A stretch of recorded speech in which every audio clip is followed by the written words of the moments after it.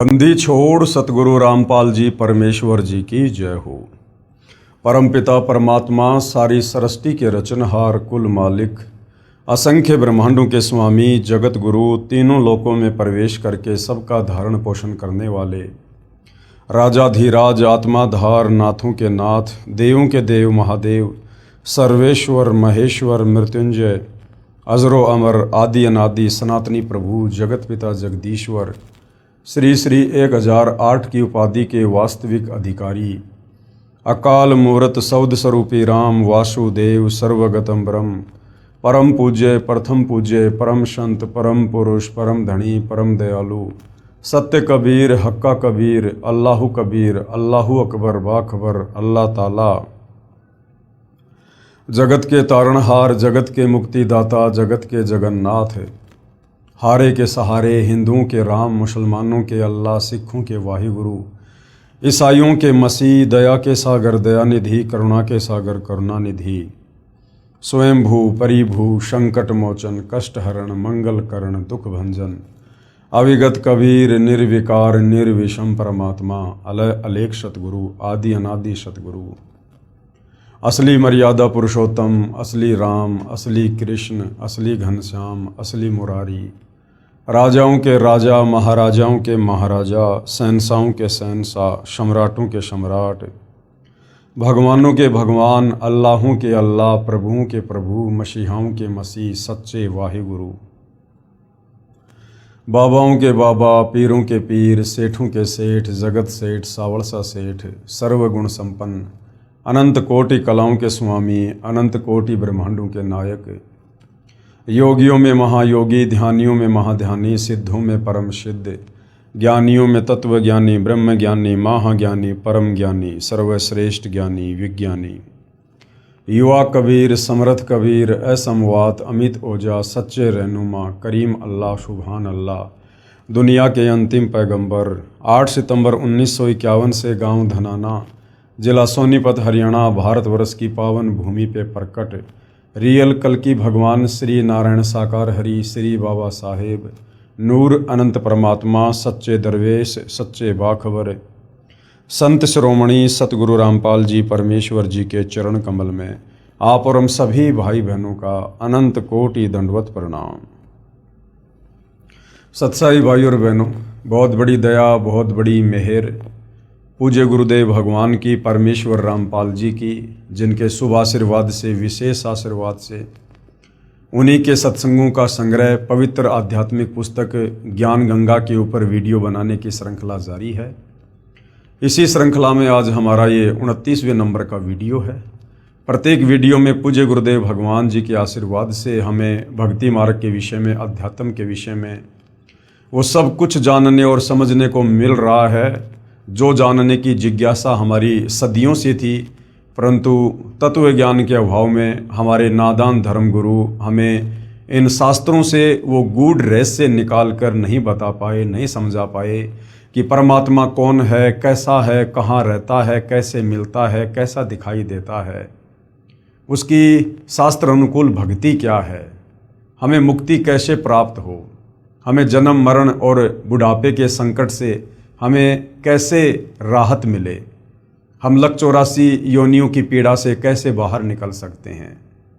हमारे इन तमाम सवालों के जवाब हमारे धर्मगुरु नहीं दे पा रहे थे, क्योंकि ना तो उन्हें स्वयं तत्व ज्ञान था और ना ही वे किसी तत्वदर्शी संत की शरण में थे। और तत्वदर्शी संत के बिना इन आध्यात्मिक गूढ़ रहस्यों को, सदग्रंथों के सार को कोई भी व्यक्ति या महात्मा इनको सार्वजनिक नहीं कर सकता है। इसलिए भाई और बहनों, आज पूज्य गुरुदेव भगवान की पूरे विश्व के मानव समाज पर बहुत बड़ी कृपा हुई है कि आज उन्होंने हमें अध्यात्म का वो सार जो हमारे ही सदग्रंथों में छुपा हुआ था निकाल कर पवित्र पुस्तक ज्ञान गंगा के रूप में दे दिया है। और ये ज्ञान गंगा पुस्तक भारत देश में विशेषकर घर घर में पहुंच चुकी है। तो भाई और बहनों, अब समय आ गया है इस पवित्र पुस्तक ज्ञान गंगा को पढ़कर, इसके ज्ञान को समझकर जगत गुरु तत्वदर्शी सतगुरु रामपाल जी भगवान की शरण में आकर अपनी आत्मा का कल्याण करवाने का। तो भाई और बहनों, इस पुस्तक में अभी तक आपने भक्ति मार्ग के विषय में बहुत कुछ जान लिया है, बहुत कुछ पहचान लिया है। सबसे पहले तो हमें आत्मज्ञान के साथ साथ परमात्म ज्ञान हुआ कि वास्तव में वो परमात्मा कौन है जिन्होंने इस सारी सृष्टि को रचा है। वो साकार है या निराकार है, वो कहाँ रहता है। उसके बाद वो परमात्मा जिन जिन महापुरुषों को इस धरती पर स्वयं ही सतलोक से गति करके चलकर आकर मिले, उन आत्माओं को फिर अपना सचखंड दिखाया, सर्व ब्रह्मांडों की स्थिति से परिचित करवाया।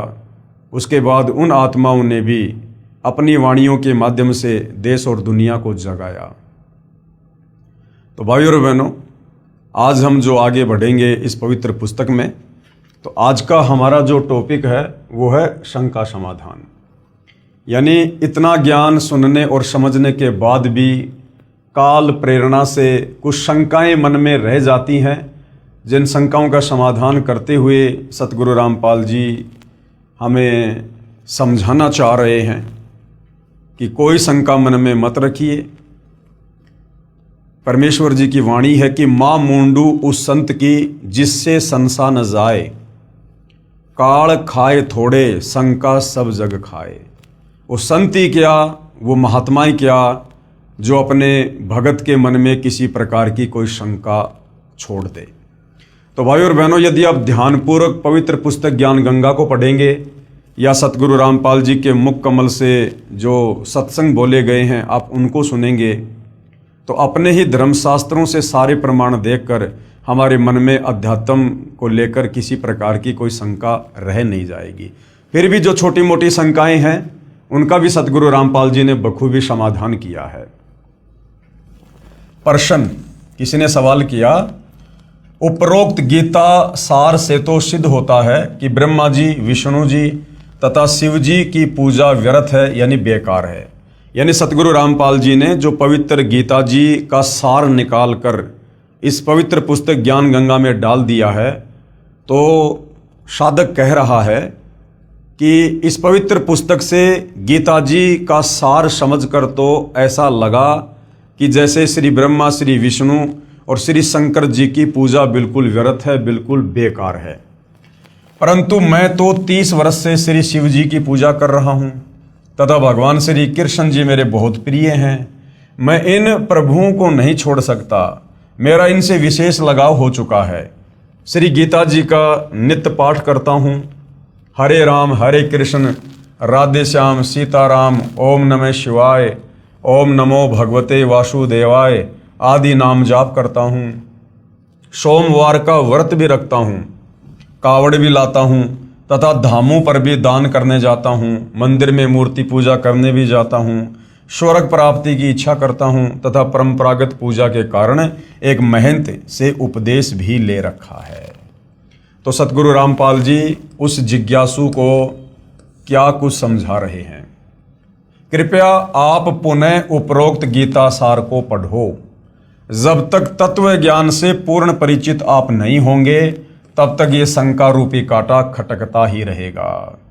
जैसे ऊपर उदाहरण है कि उल्टा लटका हुआ संसार रूपी वृक्ष है, जिसकी मूल यानी जड़ तो पूर्ण परमात्मा परमेश्वर है और तीनों गुण रूपी रजगुण ब्रह्मा, सतगुण विष्णु और तमगुण शिव ये उसकी शाखाएं हैं। आपने कोई आम का पौधा लगाया है, यदि पौधे की जड़ यानी मूल की सिंचाई पूजा करोगे जिससे वृक्ष बनेगा, फिर उसकी शाखाओं को फल लगेंगे। शाखा तोड़ने को थोड़े कहा जाता है। यहाँ देखिए, सीधा बीजा हुआ भक्ति रूपी पौधा अर्थात शास्त्र विधि अनुसार साधना, जो आप जियों को पहले दिखाया गया था। तो गुरुदेव भगवान कह रहे हैं कि भाई हम ब्रह्मा विष्णु महेश की साधना छुड़वाते नहीं हैं, बल्कि और दृढ़ता से शास्त्र अनुकूल साधना आप जियों के द्वारा ब्रह्मा विष्णु महेश की करवाई जाती है। हमने भाइयों और बहनों सृष्टि रचना को समझना इसलिए बहुत ज़्यादा जरूरी है, क्योंकि सृष्टि रचना को समझे बिना हमें इस अध्यात्म को नहीं समझ सकते। तो सृष्टि रचना के माध्यम से पूज्य गुरुदेव भगवान ने हमें बताया कि ये जो संसार है, ये जो सृष्टि है, ये एक उल्टा लटका हुआ पीपल का वृक्ष समझो। ये भक्ति रूपी पौधा है, ये भक्ति रूपी पेड़ है। ठीक है, यानी ऊपर को कबीर परमेश्वर, कबीर प्रभु, कबीर परमात्मा जो सबसे ऊपर अनामी लोक में रहते हैं। उसके बाद 3 लोकों की ओर रचना की। शतलोक में परमात्मा ने सृष्टि की, जहां बैठकर परमात्मा सारे ब्रह्मांडों का पालन पोषण करते हैं। तो जो भक्ति रूपी पेड़ है उसकी जड़ है कबीर भगवान, कबीर परमात्मा। नीचे फिर अक्षर पुरुष के 7 संग ब्रह्मांड हैं, काल के 21 ब्रह्मांड हैं, काल के 3 पुत्र ब्रह्मा विष्णु महेश हैं। अब हम नादानों ने ब्रह्मा विष्णु महेश की जानकारी होने के कारण, क्योंकि हमारे नादान धर्म गुरु तत्व ज्ञान के अभाव से ब्रह्मा विष्णु महेश से ऊपर कोई भगवान सिद्ध कर ही नहीं पाए, तो आम समाज ने ब्रह्मा विष्णु महेश यानी पेड़ की शाखाओं को ही पूजना शुरू कर दिया। अब यदि भाई और बहनों आप किसी पौधे की शाखाओं को अगर गमले में या मिट्टी में दबाकर उसकी सिंचाई करोगे, उसकी पूजा करोगे, वो पेड़ सूख जाएगा, हमें कभी भी फल प्राप्त नहीं होंगे। हमने पेड़ की जड़ को गमले में लगाना होगा, मिट्टी में दबाना होगा, फिर हमने खाद वगैरह पानी वगैरह डाल के उसकी पूजा करनी होगी। तो ये जो भक्ति रूपी पौधा है, पेड़ है, इसकी जड़ है कबीर भगवान, कबीर परमेश्वर। तो हमने उस परम अक्षर ब्रह्म कबीर परमेश्वर जी की पूजा करनी है। और जब हम पेड़ की जड़ की पूजा करेंगे, जड़ में खाद डालेंगे, पानी डालेंगे, तो पूरा पेड़ बनेगा और फिर शाखाओं को यानी ब्रह्मा विष्णु महेश को फल लगेंगे। अर्थात ब्रह्मा विष्णु महेश के माध्यम से फिर ये कबीर भगवान जब हम जड़ की यानी उनकी पूजा करेंगे, फिर ये हमें कर्म फल देंगे ब्रह्मा विष्णु महेश के माध्यम से। अब हम नादानों ने पेड़ की टहनियों को जमीन में दबा दिया और जड़ कर दी ऊपर, तो भला वो पेड़ सूखेगा, यानी हमारी भक्ति फिर कभी सफल नहीं होगी। इसी प्रकार पूजा तो पूर्ण परमात्मा अर्थात मूल की करनी है। फिर कर्म फल तीनों गुण ब्रह्मा विष्णु शिव रूपी शाखाओं को लगेंगे। इसलिए कुछ भी नहीं छोड़ना है, केवल अपना भक्ति रूपी पौधा सीधा बीजना है। अर्थात भक्ति की विधि हमने सही करनी है, अर्थात शास्त्र विधि अनुसार साधना प्रारंभ करनी है। वर्तमान में सभी पवित्र भगत समाज शास्त्र विधि त्याग कर मनमाना आचरण कर रहा है, क्योंकि हमारे धर्म गुरु ब्रह्मा विष्णु महेश से ऊपर हमें कोई भगवान बताए ही नहीं। अर्थात भक्ति रूपी पौधा उल्टा लगा रखा है। यदि किसी ने ऐसे पौधा बीज रखा हो तो उसे मूर्ख ही कहा जाता है। यदि किसी ने टहनियों की ओर से पौधे को जमीन में दबा रखा है, गमले में डाल रखा है, तो उस व्यक्ति को मूर्ख कहा जाएगा। इसीलिए तो गीता अध्याय 7 श्लोक नंबर 12 से 15 में गीता का ज्ञान देने वाला काल ब्रह्म खुद कह रहा है कि जो प्राणी तीनों गुणों की रजगुण ब्रह्मा, सतगुण विष्णु, तमगुण शंकर की पूजा करते हैं, वो तो राक्षस स्वभाव को धारण किए हुए मनुष्यों में नीच दूषित कर्म करने वाले मूर्ख हैं। यानी पवित्र गीता जी जो हिंदुओं का सर्वश्रेष्ठ शास्त्र है, वो तीनों गुण यानी ब्रह्मा विष्णु महेश की पूजा करने के लिए मना कर रहा है। इसलिए गीता अध्याय 7 श्लोक 12 से 18 तक में तीनों गुणों रजगुण ब्रह्मा, सतगुण विष्णु, तमगुण शिव जी की पूजा तक ही सीमित बुद्धि रखने वाले, जो इनके अलावा किसी को नहीं पूजते, उनको राक्षस स्वभाव को धारण किए हुए मनुष्यों में नीच दुष्कर्म करने वाले मूर्ख कहा है, तथा कहा है कि ये मुझे भी नहीं पूजते। काल कह रहा है कि ये लोग मुझे भी नहीं पूजते। फिर ये काल, ये ब्रह्म गीता का ज्ञान देने वाला, फिर अपनी साधना को भी गीता ज्ञानदाता प्रभु ब्रह्म अर्थात क्षर पुरुष ने अति घटिया यानी अनुतमाम अर्थात व्यर्थ कहा है। फिर गीता ज्ञान देने वाला काल ब्रह्म अपनी साधना को, ओम नाम की साधना को भी, जो चारों वेदों और गीता जी में है, उसको भी अध्याय 7 श्लोक नंबर 18 में अनुतमाम यानी अश्रेष्ठ घटिया बता रहा है कि मुझ काल की ओम नाम की साधना करने से भी साधक का पूर्ण मोक्ष नहीं होगा, वो परम धाम शाश्वत स्थान सतलोक नहीं जा सकता, वो यहीं पर मेरे 21 ब्रह्मांड में जन्म और मरण के चक्कर में रहेगा। इसलिए गीता अध्याय 18 श्लोक 62, 64, 66 तथा अध्याय 15 श्लोक 1 से 4 में कहा है कि उस पूर्ण परमात्मा यानी उल्टे लटके वृक्ष की मूल की पूजा कर, उस पूर्ण परमात्मा की शरण में जा, उस कबीर भगवान की शरण में। उसकी पूजा तत्वदर्शी संत के बताए मार्ग से कर। उसकी पूजा कौन बताएगा? तत्वदर्शी संत।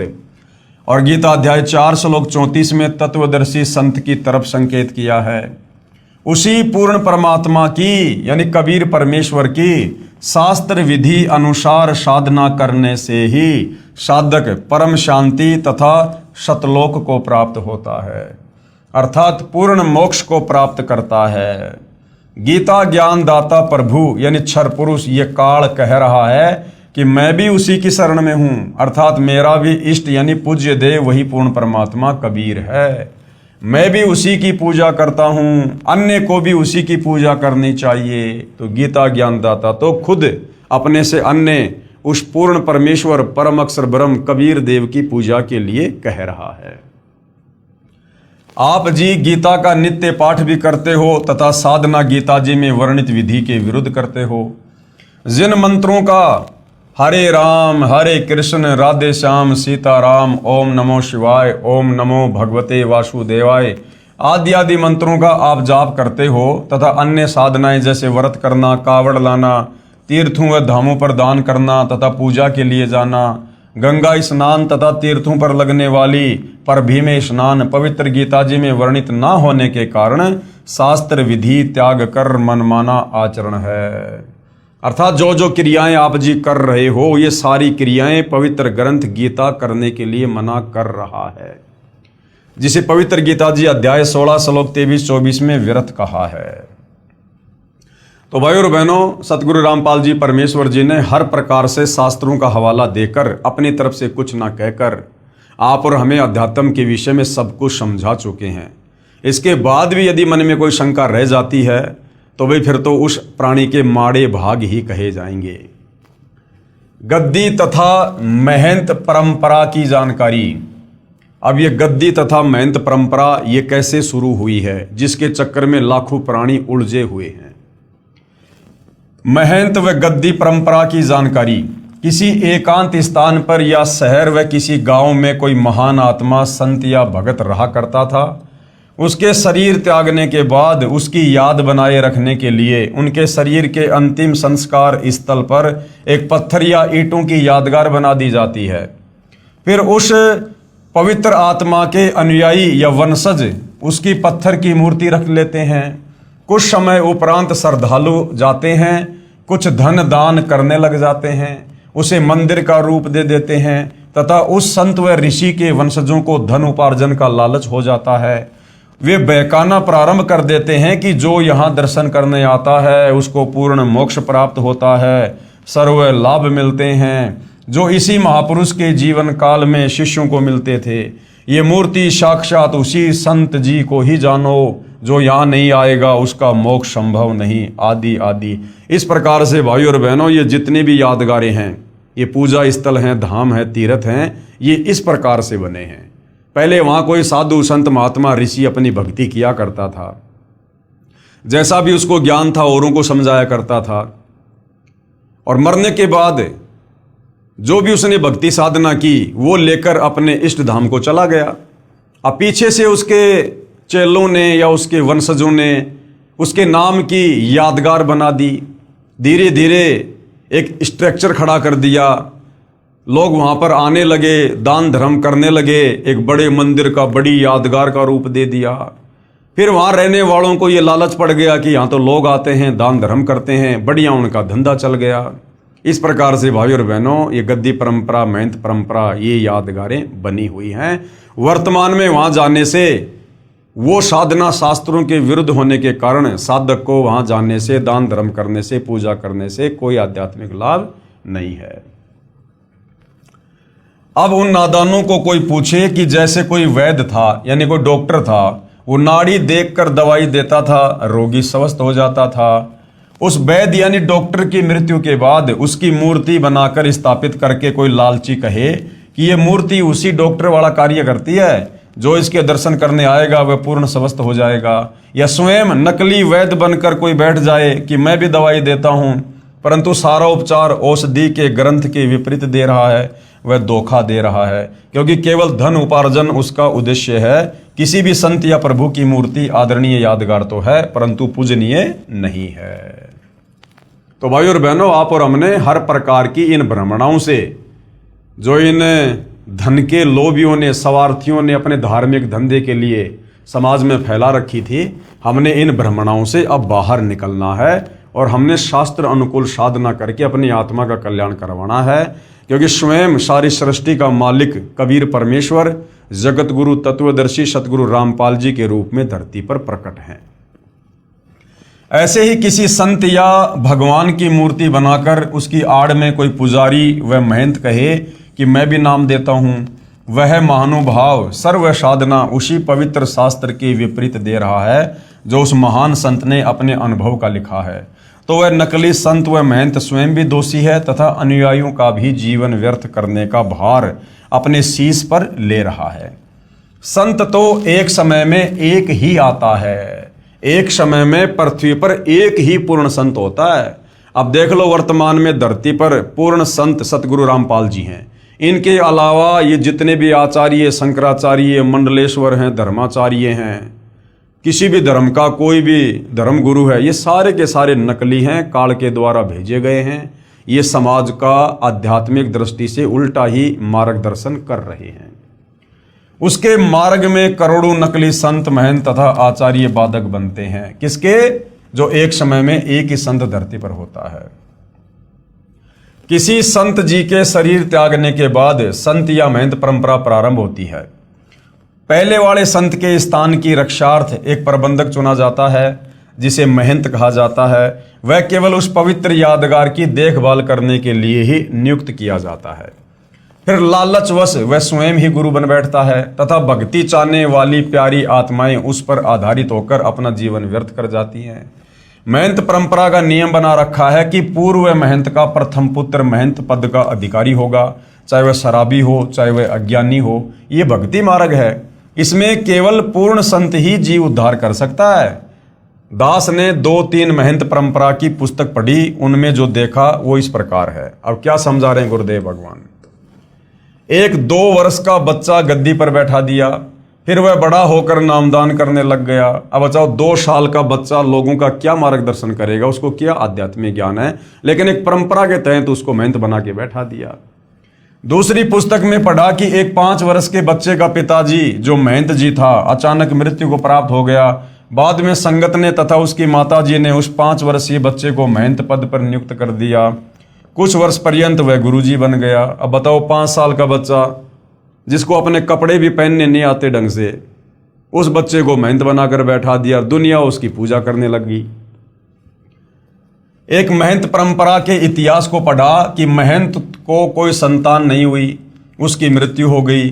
भाई की मृत्यु पहले हो चुकी थी, कोई संतान नहीं थी। गद्दी की रखवाली के लिए एक सेवक को उस कुल में संतान होने तक अस्थायी महंत नियुक्त कर दिया।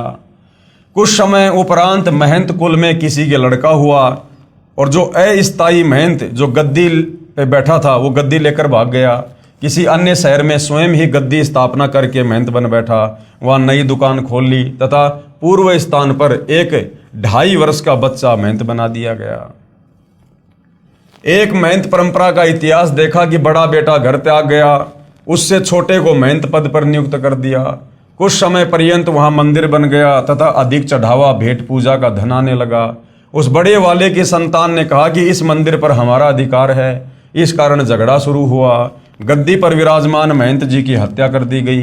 फिर उसका बड़ा बेटा महंत अर्थात गद्दी का अधिकारी नियुक्त कर दिया, उसकी भी हत्या कर दी गई। फिर उसका दूसरा भाई गद्दी पर बैठाया गया। दूसरे जो अपने को अधिकारी बताते थे, उन्होंने नया स्थान बनाकर नई दुकान खोल ली। एक दूसरे पर मुकदमे करके सुखमय जीवन को लालच में नरक बना लिया। वह धाम कहाँ रहा? अरे धाम पर जाने से तो शांति होनी चाहिए, धाम पर तो ज्ञान बंटना चाहिए, धाम पर तो शास्त्र अनुकूल साधना होनी चाहिए। तो ऐसी जगहों को धाम नहीं कहा जा सकता। वह तो कुरुक्षेत्र वाला महाभारत के युद्ध का मैदान हो गया। कुछ महंतों ने संत बनाने की एजेंसी ले रखी है, लाल कपड़े धारण करवाते हैं, पूर्व नाम को बदलकर अन्य नाम रख देते हैं, फिर वह बनावटी महंत का बनावटी शिष्य नकली संत बनकर भोली आत्माओं के जीवन के साथ खिलवाड़ करता रहता है तथा अनमोल मनुष्य जीवन को स्वयं भी व्यर्थ कर रहा है तथा भोली आत्माओं के जीवन को भी नाश कर रहा है तथा महापाप का भागी बन रहा है। अब गुरुदेव भगवान क्या कह रहे हैं? जिस समय राजा परीक्षित जी को सर्प ने डसना था उस समय पूर्ण गुरु की आवश्यकता पड़ी। ये द्वापर युग की बात है। अब ये जगह जगह गद्दी लेकर महंत बनकर जो कथाएं करते फिरते हैं 4 रुपए के लालच में, अब गुरुदेव भगवान क्या समझा रहे हैं? द्वापर युग की ये कथा है। जिस समय राजा परीक्षित जी को सर्प ने डसना था उस समय पूर्ण गुरु की आवश्यकता पड़ी, क्योंकि पूर्ण संत बिना जीव का कल्याण असंभव है। उस समय पृथ्वी के सभी ऋषियों ने राजा परीक्षित को दीक्षा देने तथा 7 दिन श्रीमद् भागवत सुधा सागर की कथा सुनाने से मना कर दिया, क्योंकि 7वें दिन पोल खुलनी थी। इस कारण से कोई सामने नहीं आया। स्वयं श्रीमद् भागवत सुधा सागर के लेखक महर्षि वेदव्यास जी ने भी असमर्थता व्यक्त की, क्योंकि वे ऋषिजन प्रभु से डरने वाले थे, इसलिए भी राजा परीक्षित के जीवन से खिलवाड़ करना उचित नहीं समझा।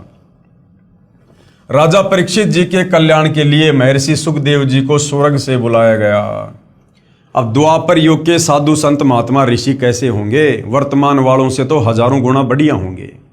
उनको ज्ञान भी होगा, धर्म कर्म पर भी थे, नेक नीति में भी थे, सदाचारी भी थे, और खुद श्रीमद् भागवत सुधा सागर का लेखक महर्षि वेदव्यास जी, उन्होंने भी हाथ खड़े कर दिए कि भैया मैं भी कथा करने का अधिकारी नहीं हूं। और फिर स्वर्ग से राजा परीक्षित के पुण्यों के आधार से सुखदेव ऋषि को बुलाया गया, और सुखदेव ऋषि ने यहां आकर 7 दिन राजा परीक्षित को श्रीमद् भागवत सुधा सागर की कथा सुनाई।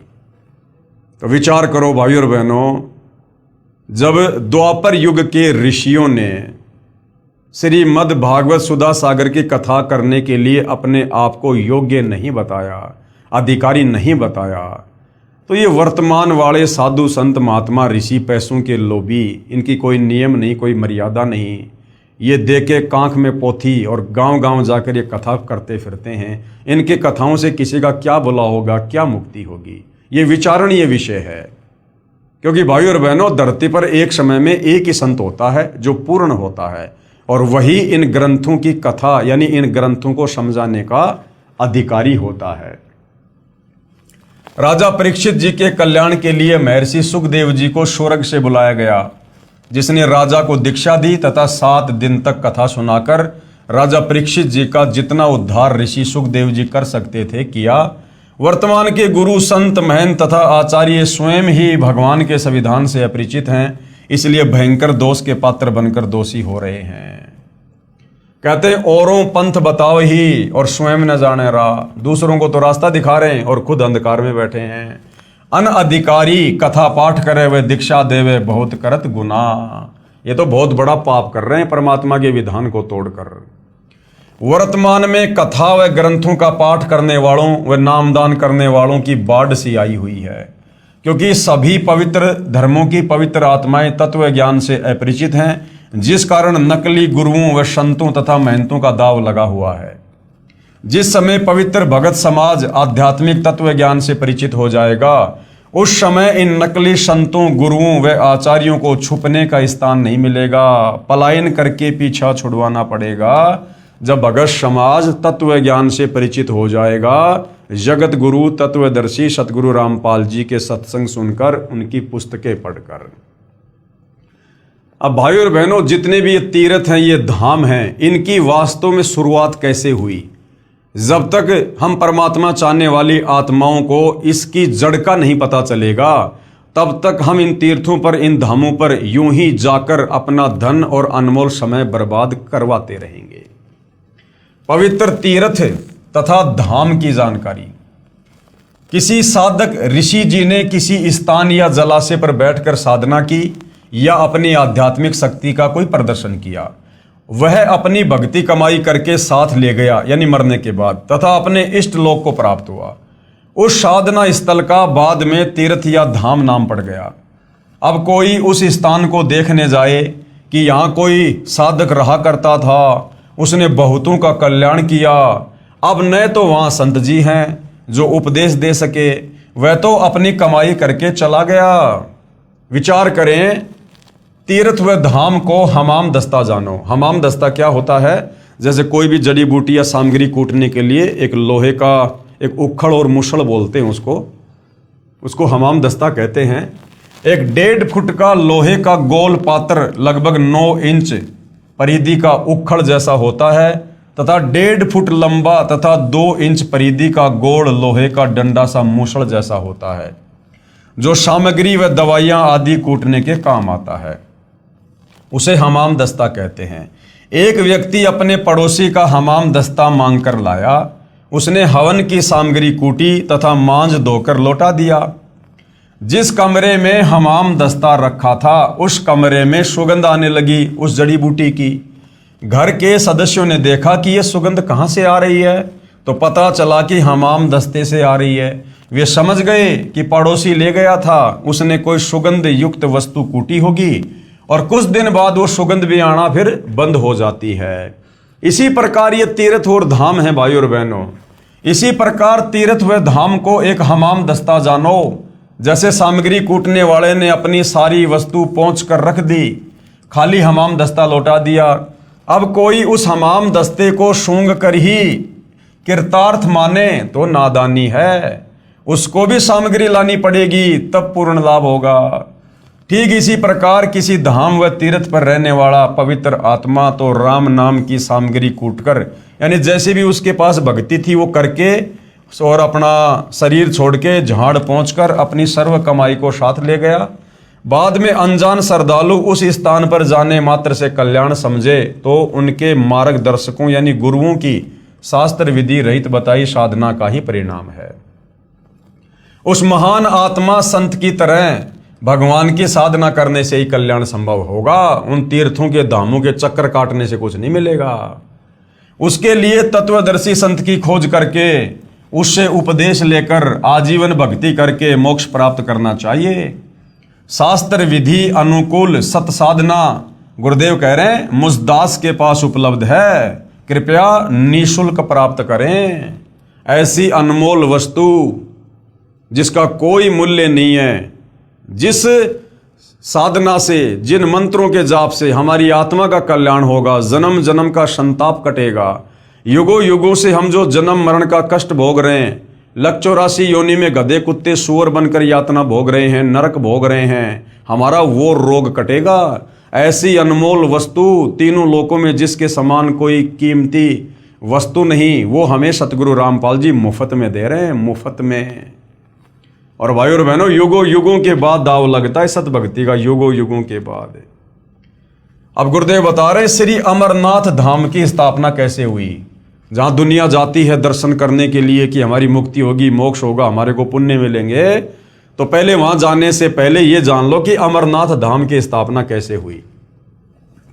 भगवान शंकर जी ने पार्वती जी को एकांत स्थान पर उपदेश दिया था, यानी नाम दीक्षा दी थी, जिस कारण से माता पार्वती जी इतनी मुक्त हो गई कि जब तक भगवान शिव जी यानी तमोगुण की मृत्यु नहीं होगी तब तक उमा जी की भी मृत्यु नहीं होगी। 7 ब्रह्मा जी की मृत्यु के उपरांत भगवान विष्णु की मृत्यु होती है और 7 विष्णु जी की मृत्यु के बाद शिव जी की मृत्यु होती है। तब माता पार्वती जी भी मृत्यु को प्राप्त होगी। यानी भगवान शंकर से नाम उपदेश लेकर पार्वती जी इतनी अमर हो गई कि जब तक भगवान शंकर नहीं मरेगा तब तक पार्वती भी नहीं मरेगी। लेकिन मरेंगे भगवान शंकर भी और मरेगी फिर पार्वती भी। तब माता पार्वती जी भी मृत्यु को प्राप्त होगी। पूर्ण मोक्ष नहीं हुआ, क्योंकि जब शंकर जी का ही मोक्ष नहीं है तो पार्वती जी का कैसे होगा। फिर भी जितना लाभ पार्वती जी को हुआ वह भी अधिकारी से उपदेश मंत्र लेकर हुआ। बाद में श्रद्धालुओं ने उस स्थान की याद बनाए रखने के लिए उसको सुरक्षित रखा तथा दर्शक जाने लगे। जिस जगह पर भगवान शंकर ने पार्वती जी को मंत्र दिए थे उसको अमरनाथ कहते हैं, उस जगह को अमरनाथ कहते हैं जहां पर पार्वती जी को अमर मंत्र दिए थे। बाद में लोगों ने उस जगह को सुरक्षित बनाए रखने के लिए वहां पर एक यादगार बना दी। अब गुरुदेव कह रहे हैं जैसे ये दास, यानी अपने लिए गुरुदेव कह रहे हैं कि स्थान स्थान पर जा जाकर सत्संग करता है, वहां पर खीर व हलवा भी बनाया जाता है। जो भगत आत्मा उपदेश प्राप्त कर लेता है उसका कल्याण हो जाता है। सत्संग की समाप्ति के बाद सभी टेंट आदि उखाड़कर दूसरे स्थान पर सत्संग के लिए चले गए। पूर्व स्थान पर केवल मिट्टी या ईंटों की बनाई भट्टी व चूल्हे से छोड़ दिए। फिर कोई उसी शहर के व्यक्ति से कहे कि आओ आपको वह जगह दिखाकर लाता हूं जहां सतगुरु रामपाल जी का सत्संग हुआ था, खीर बनाई थी। बाद में उन भट्टियों को देखने जाने वाले को न तो खीर मिलेगी, न ही सत्संग के अमृत वचन सुनने को मिलेंगे, और ना ही उपदेश प्राप्त हो सकता जिससे कल्याण हो सके। उसके लिए संत ही खोजना पड़ेगा। जहां सत्संग चल रहा हो वहां पर सर्व कार्य सिद्ध होंगे। तो भाई दुनिया जिस अमरनाथ पर जाती है भक्ति भाव से, वहां ना तो भगवान शंकर है ना पार्वती है, केवल वो एक यादगार है। और वहां पर चाहे चक्कर काटना तो छोड़ो, अगर वहां पर तुम खुद भी रहने लग जाओ, यदि तुम वहां पर बस जाओ तो भी तुम्हारी आत्मा का कल्याण नहीं है। ठीक इसी प्रकार तीर्थों व धामों पर जाना तो उस यादगार स्थान रूपी भट्ठी को देखना मात्र ही है। यह पवित्र गीता जी में वर्णित ना होने से शास्त्र विरुद्ध हुई, जिससे कोई लाभ नहीं। इसका प्रमाण पवित्र गीता अध्याय 16 श्लोक 23-24 में कि अर्जुन, शास्त्र विधि को त्याग कर जो मनमानी भक्ति पूजा करते हैं उनको कोई लाभ नहीं, उनकी कोई गति नहीं, उनकी कोई मुक्ति नहीं। तत्व ज्ञानहीन संतों व महंतों तथा आचार्यों द्वारा भ्रमित श्रद्धालु तीर्थों व धामों पर आत्म कल्याणार्थ जाते हैं। श्री अमरनाथ जी की यात्रा पर गए श्रद्धालु 3-4 बार बर्फानी तूफान में दबकर मृत्यु को प्राप्त हुए। प्रत्येक बार मरने वालों की संख्या हजारों में होती थी। विचारणीय विषय है कि यदि श्री अमरनाथ जी के दर्शन व पूजा लाभदायक होती तो क्या भगवान शिव उन भक्तों की रक्षा नहीं करते? अर्थात प्रभु शिव जी भी शास्त्र विरुद्ध साधना से अप्रसन्न हैं। भगवान शंकर भी इन पाखंडों से प्रसन्न नहीं है, इस प्रकार की साधनाओं से। वैष्णो देवी के मंदिर की स्थापना कैसे हुई? जो श्रद्धालु वैष्णो देवी मंदिर जाते हैं भक्ति भाव से पूजा के लिए, आत्म कल्याण के लिए, तो पहले यह तो जान लो कि वैष्णो देवी मंदिर की स्थापना कैसे हुई। जब सती जी यानी उमा देवी अपने पिता राजा दक्ष के हवन कुंड में छलांग लगाने से जलकर मृत्यु को प्राप्त हुई। अब वो हवन कुंड में छलांग क्यों लगाई? गुरुदेव ने बताया, एक समय शंकर और पार्वती जी, जिसको उमा भी कहते हैं, दोनों आकाश मार्ग से जा रहे थे। उसी समय विष्णु अवतार श्री रामचंद्र जी धरती पर आए हुए थे और उनको 14 साल का वनवास मिला हुआ था, और जंगल से उनकी पत्नी सीता को रावण उठाकर ले गया था। पीछे से सीता के वियोग में वो पागलों की तरह व्यवहार कर रहे थे। वृक्षों से लिपट लिपट कर पूछ रहे थे, हाय मेरी सीता कहाँ गई? मृगों से लिपट लिपट कर पूछ रहे थे, रो रहे थे। तो ऊपर से शंकर जी ने हाथ जोड़कर उनको प्रणाम किया। तो पार्वती ने पूछा, आप किसको प्रणाम कर रहे हो? तो शंकर जी ने कहा कि मैं भगवान विष्णु को प्रणाम कर रहा हूं। तो पार्वती ने कहा कि ये इस प्रकार से आम आदमी की तरह रोने वाला अपनी पत्नी के वियोग में, ये भगवान कैसे हो सकता है? मैं तो इसकी परीक्षा लूंगी। तो शंकर जी ने कहा कि तू ये गलती मत कर देना, तू सीता का रूप बनाकर भगवान के सामने मत चली जाना। अगर तुमने सीता का रूप बना लिया तो सीता मेरी भाभी है और भाभी माँ के समान होती है, फिर तू मेरे योग्य नहीं रहेगी, फिर मैं तुझे पत्नी रूप में स्वीकार नहीं करूंगा।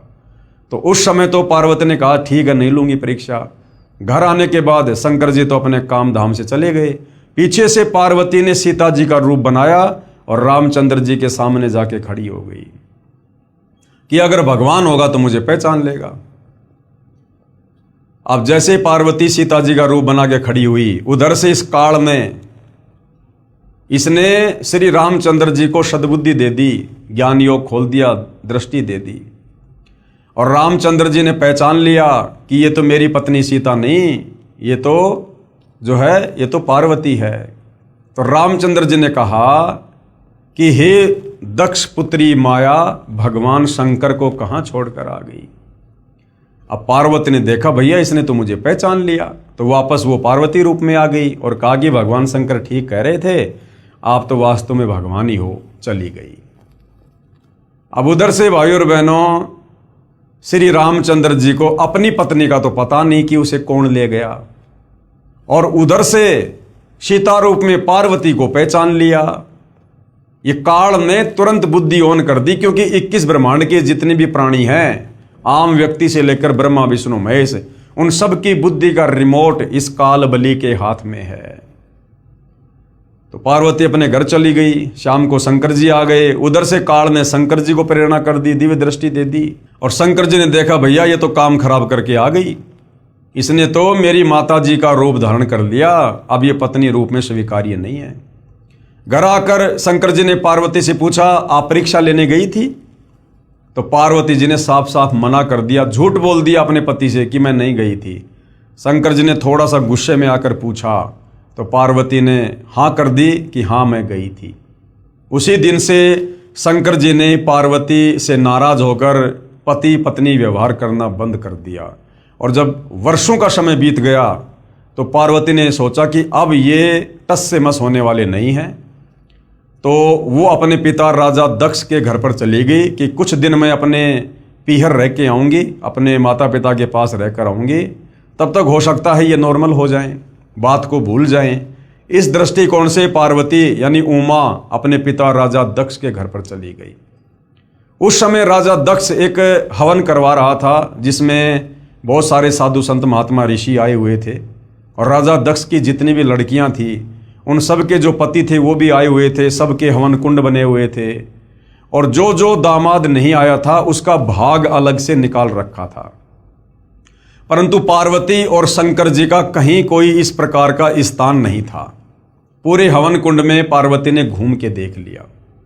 अंत में अपने पिता के पास गई और कहा, पिताजी आपने मेरी सभी बहन और उनके पतियों के लिए जो है ये जगह वगैरह नियुक्त की हुई है हवन के लिए, हमारे लिए क्यों नहीं की? तो राजा दक्ष ने पार्वती का अपमान कर दिया और कहा, तू पहले ये बता तुझे यहां बुलाया किसने, और मैं उसका भाग क्यों निकालूं जिसके गले में सर्प पड़े रहते हैं, ना नहाता ना धोता है, राख को लपेट के रहता है। क्योंकि भाई और बहनों, पार्वती जी ने अपने पिता राजा दक्ष के मना करने पर भगवान शंकर से लव मैरिज की थी, जिस कारण से राजा दक्ष उससे नाराज था। तो इस प्रकार अपनी बेइज्जती को देखकर और उधर से अपने पति को नाराज देखकर कि ना तो मेरा ससुराल में कोई जगह है, ना पीहर में कोई जगह है, ये सोचकर दुखी मन से काल प्रेरणा से और वो जो पार्वती थी वो उस हवन कुंड में छलांग लगा गई और वो जलकर खाक हो गई। तो जब सती जी यानी उमा देवी अपने पिता राजा दक्ष के हवन कुंड में छलांग लगाने से जलकर मृत्यु को प्राप्त हुई, तब भगवान शिव जी उसकी अस्थियों के कंकाल को मोहवश सती जी यानी पार्वती जी जानकर 10,000 साल तक कंधे पर लिए पागलों की तरह घूमते रहे। अब देखिए भाई और बहनों, 21 ब्रह्मांड में सारे के सारे प्राणी मोह ममता में बंधे हुए हैं, तीनों गुणों में बंधे हुए हैं। ये तीनों देवता एक एक गुण हैं जो हम इंसानों को बांध के रखते हैं, और ये खुद भी इन्हीं तीनों गुणों में बंधे हुए हैं।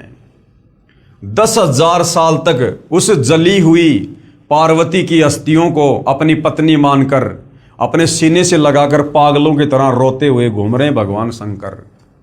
जैसे एक बंदरिया का बच्चा मर जाता है फिर भी वो उसे अपना बच्चा मानकर छाती से लगाकर घूमती रहती है।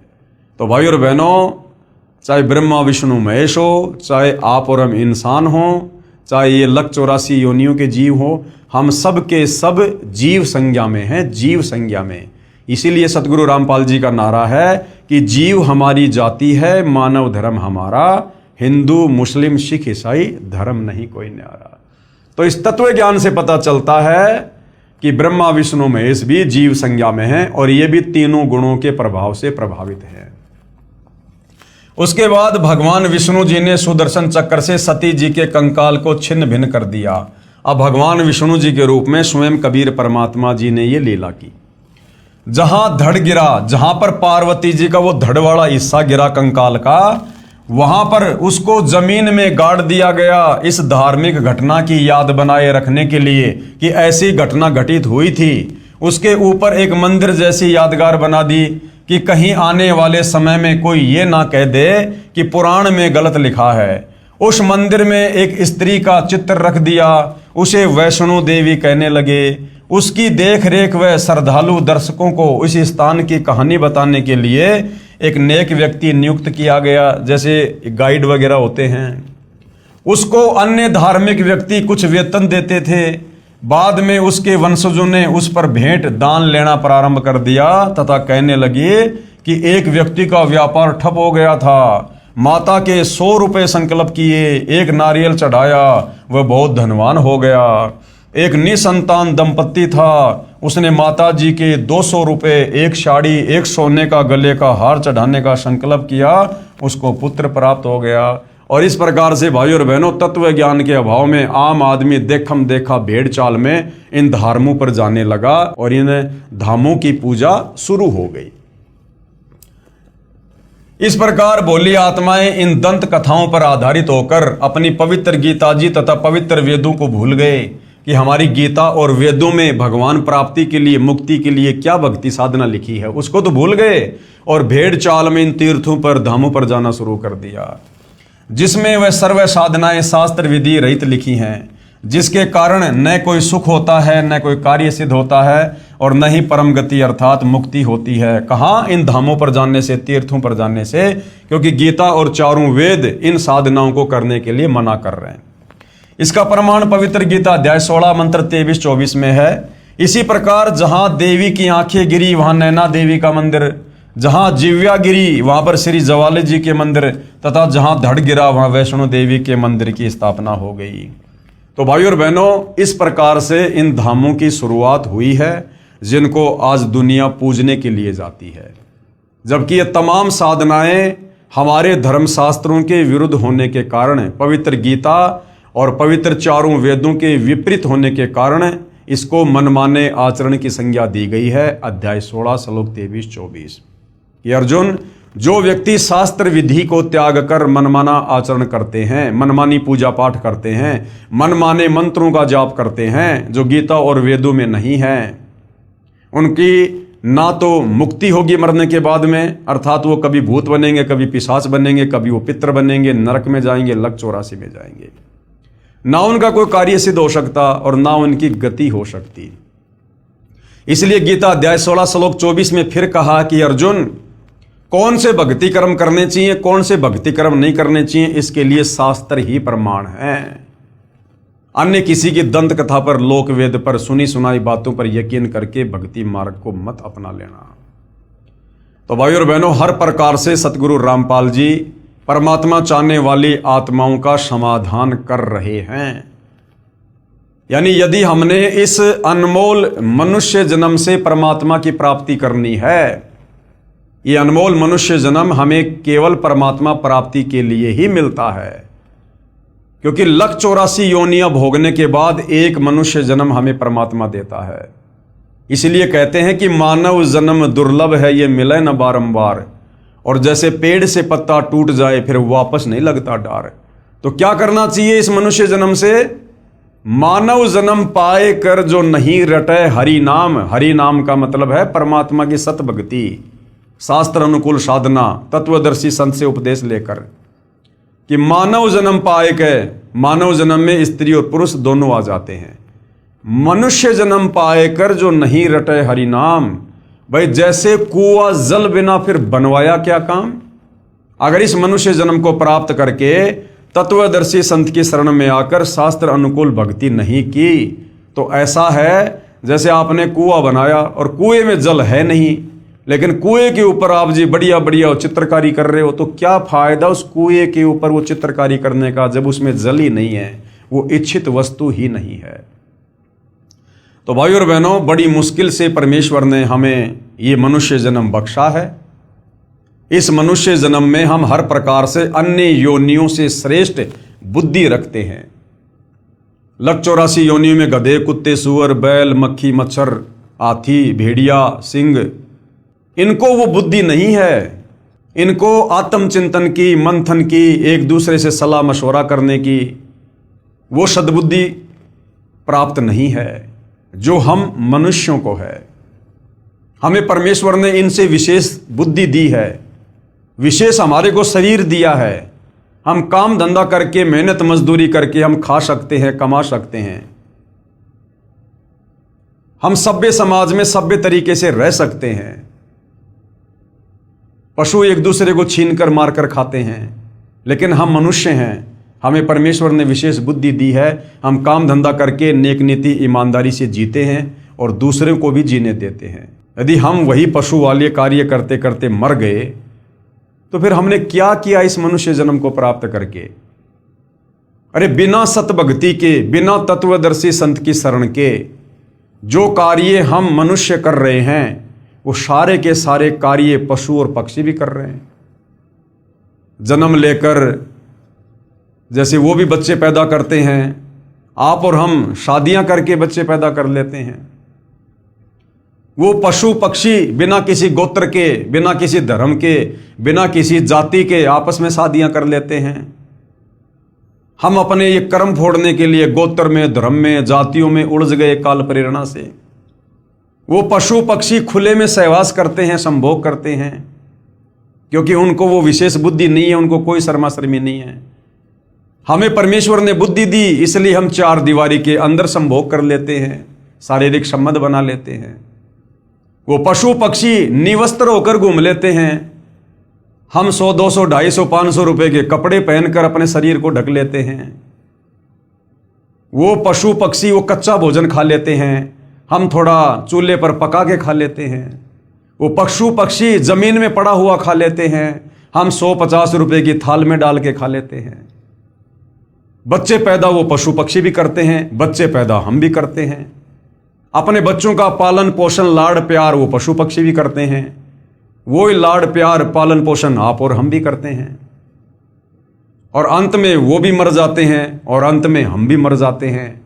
तो बताओ भाई और बहनों, यदि ये अनमोल मनुष्य जन्म प्राप्त करके, यदि हमने तत्वदर्शी संत की खोज करके, शास्त्र अनुकूल सत भक्ति करके अपनी आत्मा का कल्याण नहीं करवाया, तो उन गधे, कुत्ते, सुअर में, बैल में, गाय में और हम इंसानों की उन क्रियाओं में भला क्या अंतर है? इसलिए परमात्मा कहते हैं कि भक्ति बिना नर और खर एक है। नर यानी इंसान और खर यानी गधा। जो व्यक्ति मनुष्य जन्म प्राप्त करके तत्वदर्शी संत की शरण में आकर शास्त्र अनुकूल भक्ति शुरू नहीं करता है, कबीर परमात्मा ने उस व्यक्ति में, चाहे वो व्यक्ति देश का राजा क्यों ना हो, उस व्यक्ति में और गधे में कोई अंतर नहीं बताया। भक्ति बिना नर और खर यानी गधा एक है। जिन हरिपद नहीं जानिया, जिसको परमात्मा की जानकारी नहीं, जिसके पास सत भक्ति नहीं। भक्ति बिना नर और खर एक है, जिन हरिपद नहीं जानिया, और पूर्ण ब्रह्म की परख नहीं रे, पूज मरे पाषाणा।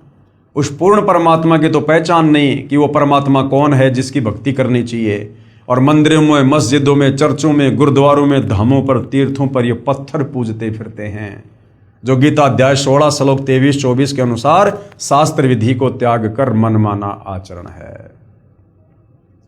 तो भाई और बहनों, बड़े सौभाग्य से अनंत युगों के बाद आप और हमारा बिल्ली के भाग का छीका टूटा है। ये तत्वदर्शी संत धरती पर सदा नहीं रहते हैं, और एक समय में धरती पर एक ही संत होता है, पूर्ण संत, जिसकी पहचान गीता अध्याय 15 श्लोक 1 से 4 में बताई गई है कि जो संत उल्टे लटके हुए भक्ति रूपी वृक्ष के प्रत्येक विभाग को बता दे कि मूल परमात्मा कौन है, ये ब्रह्मा विष्णु महेश कौन है, अक्षर पुरुष कौन है, मुक्ति कैसे होगी, शास्त्र अनुकूल साधना क्या है, वो गीता अध्याय 17 श्लोक 23 में जो 3 मंत्र हैं, ओम तत् सत, तो तत् और सत का क्या मतलब है, उसके पीछे कौन से मंत्र छुपे हुए हैं। कहते हैं वो पूर्ण संत होगा, वो तत्वदर्शी संत होगा। तो भाई और बहनों, पूरा सतयुग बीत गया, पूरा त्रेता युग बीत गया, पूरा द्वापर बीत गया, और 5000 साल से ज्यादा कलयुग बीत गया। आज तक वेदों और गीता में वर्णित उस उल्टे लटके संसार रूपी वृक्ष की जो व्याख्या सतगुरु रामपाल जी ने सचित्र समझाई है, आज तक किसी धर्मगुरु ने, धर्माचार्य ने नहीं समझाई है। तो भाई और बहनों, लगभग 39 लाख वर्ष के बाद, क्योंकि सतयुग, त्रेता, द्वापर, कलयुग, ये 4 युग हैं, इन चारों युगों का कुल समय होता है 43,20,000 वर्ष। तो कलयुग अभी 4 लाख कुछ वर्ष बाकी है। तो लगभग 38-39 लाख वर्ष के बाद आप और हमें आज इस कलयुग की पिछली पीढ़ी में तत्वदर्शी संत के दर्शन सुलभ हुए हैं। और ये तत्वदर्शी संत खोजने से नहीं मिलता है। सतयुग से साधु संत महात्मा ऋषि लग रहे खोजने के लिए। सतयुग में लाखों साल की उम्र होती थी, बेचारे घर बार छोड़कर, बाल बच्चे छोड़कर वैराग्य धारण कर लेते थे। जंगल में, गुफाओं में, कंदराओं में अपने शरीर को गला दिया, भूखे प्यासे रहकर। मिट्टी चढ़ जाया करती थी शरीर पर, दीमक लग जाती थी, समाधि लगा के बैठ जाया करते थे। परमात्मा प्राप्ति के लिए भाई और बहनों, उनको तो इस ब्रह्मा विष्णु महेश के पिता, गीता ज्ञानदाता काल ने भी अपने दर्शन नहीं दिए। और आज आप और हमें उस पूर्ण ब्रह्म परमात्मा कबीर देव, कबीर साहिब के जगत गुरु तत्वदर्शी सतगुरु रामपाल जी के रूप में साक्षात दर्शन हो रहे हैं। आज वो परमात्मा हमें ढूंढता हुआ फिर रहा है। और यदि आज हमने मौका खो दिया, और यदि फिर हमें कभी मनुष्य जन्म मिला, फिर हम परमात्मा को खोजते खोजते रह जाएंगे, नहीं मिलेगा। और यदि 184 योनि में गधे, कुत्ते, सुअर की अगर योनियों में चले गए, तो उसके बाद हमें ना तो तत्वदर्शी संत की पहचान करवाने वाला कोई मिलेगा, और यदि मिल गया तो हम उस 184 योनि के शरीरों में उस तत्वदर्शी संत की पहचान करने योग्य नहीं रहेंगे। आज गधे, कुत्ते, सुअर को आप बैठ के समझाओ कि भक्ति कर ले, राम का नाम ले ले, तत्वदर्शी संत आया हुआ है, उसको पता ही नहीं हम क्या भोग रहे हैं, क्योंकि वो भोग योनि है। अब वो भोग योनि भोग रहा है वो जीव, क्योंकि वो भी हमारी तरह कभी मनुष्य था, स्त्री या पुरुष, और उसको भी लोगों ने बताया, समझाया कि भाई भक्ति कर ले, परमात्मा आए हुए हैं।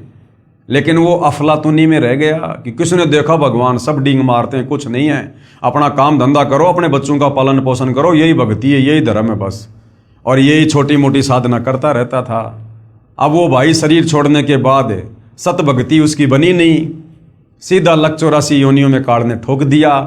अब वो अपना कर्म भोग रहा है, जो कर्म उसने मनुष्य योनि में किया था, शास्त्र विरुद्ध साधना करके, संतों की बातों को कानों के ऊपर से टाल दिया। आज वो गधा, कुत्ता, सुअर बनकर असहनीय पीड़ा भोग रहा है।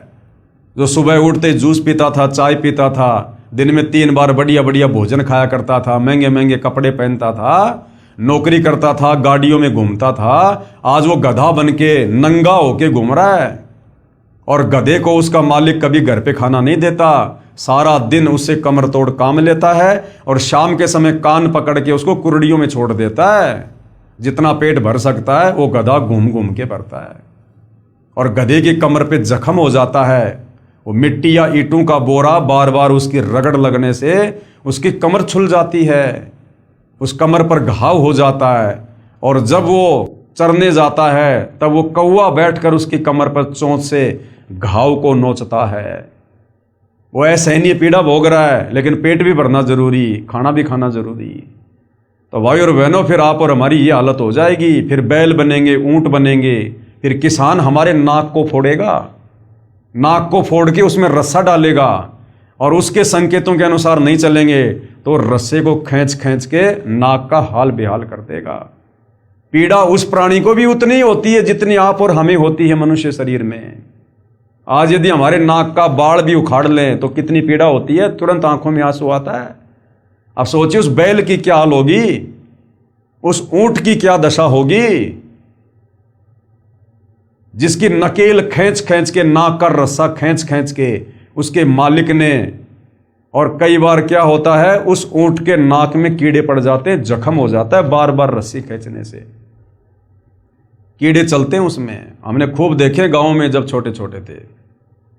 तो भाई और बहनों, ये दुर्दशा आप और हमारी अनंत युगों से हो रही है। ये एक बार या 2 बार नहीं है कि हम तो खाली एक बारी लक 84 का चक्कर काटेंगे बस। अरे एक बार भी कितना भयंकर है।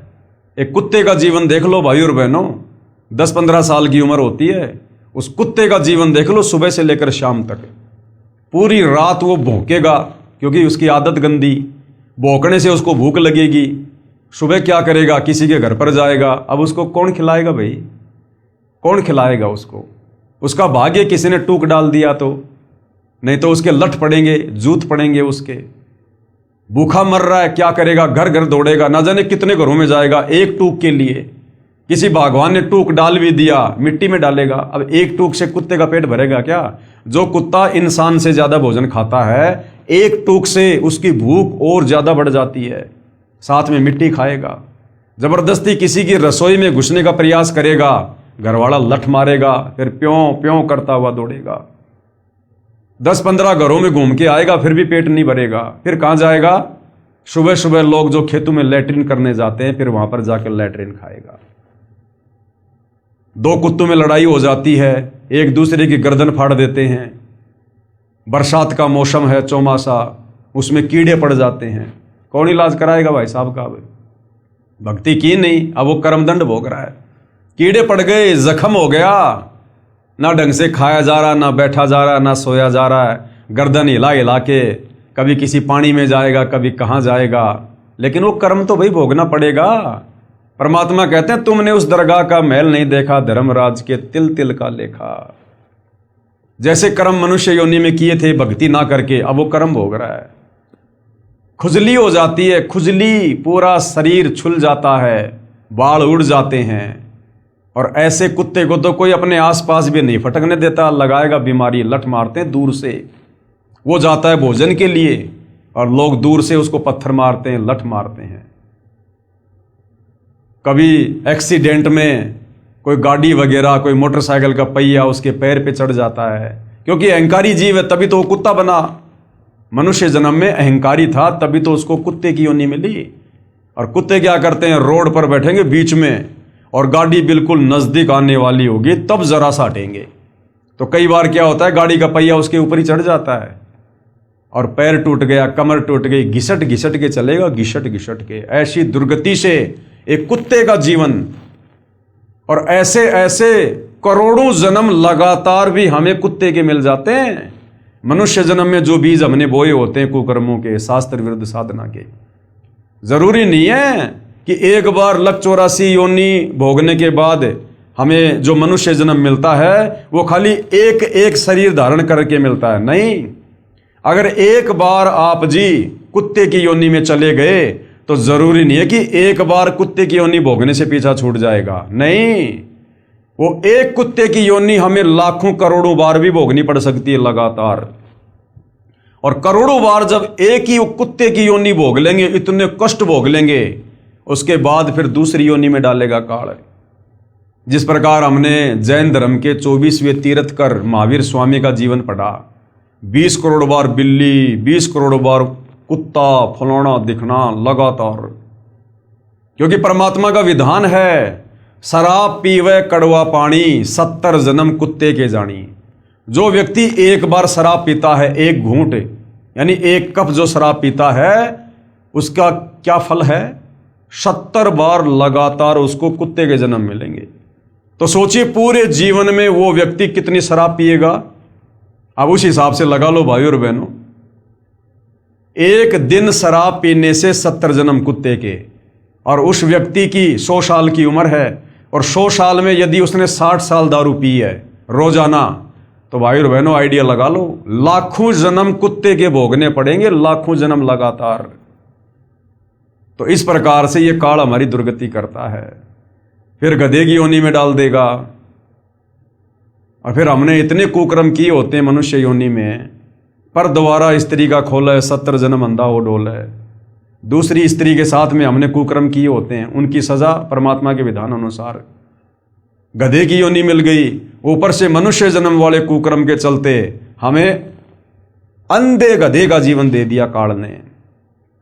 एक तो गधा और ऊपर से अंधा। अब सोचो उस जीव की क्या दुर्गति होगी भाई और बहनों, क्या दुर्गति होगी। अपने ऊपर लेकर देखो, जैसे मैं अंधा गधा, अब सोचो क्या बीतेगा। आज तो हमारे माता पिता, भाई बहन, रिश्तेदार, यार दोस्त हमारी टेक केयर कर लेते हैं। कोई अंधा हो जाता है, कोई लूला लंगड़ा हो जाता है, कोई बीमार हो जाता है, उसका कौन रिश्तेदार, उसका कौन मेडिकल में उसको चेकअप करवाएगा? लोग देखते भी नहीं उस तरफ है। सुखदेव ऋषि ने बताई अपनी आत्मकथा एक बार। परमात्मा कहते हैं, सुखदेव ने 84 भुगती बना पजावे खरवो, पजावे पर ईंटों के भट्ठों पर वो गधा बना। और सुखदेव ने बताया कि मेरे मालिक ने मेरे से दिन रात काम लिया कमर तोड़, और मुझे खाना भी नहीं देता था पेट भर, जिस कारण से मैं कमजोर हो गया और मेरी कमर टूट गई और मैं अंधा हो गया। और चलते चलते चलते चलते एक ऐसी जगह पर गया, एक नाला था सकड़ा सा, मैं अंधा था, कमजोर था, मैं उस नाले में गिर गया और वहीं मैं अटक गया। अब लोगों को पता कि गधा नाले में अटका हुआ है, लेकिन लोगों ने मुझे बाहर निकालने के बजाय मेरे ऊपर पैर रखकर नाला पार करना शुरू कर दिया। और इस प्रकार कई दिनों तक भूखा प्यासा रहकर वो सुखदेव, जब उसकी दिव्य दृष्टि खुली, तब कह रहा है कि मैं ऐसे दुर्गति से मरा। सुखदेव जैसा ऋषि, वेद व्यास का बेटा, जिसने राजा परीक्षित को स्वर्ग से आकर 7 दिन तक भागवत की कथा सुनाई थी, उस सुखदेव ऋषि का जीव भी ऐसी यातना भोगने पर विवश हुआ, तत्वदर्शी संत के अभाव में, शास्त्र विरुद्ध साधना को करने के चलते। तो भाई और बहनों, आप और हमारी क्या हालत होगी, क्या दशा होगी? तो आज आप और हमें वो सुअवसर प्राप्त हुआ है जो अभी तक सुखदेव ऋषि को भी प्राप्त नहीं हुआ।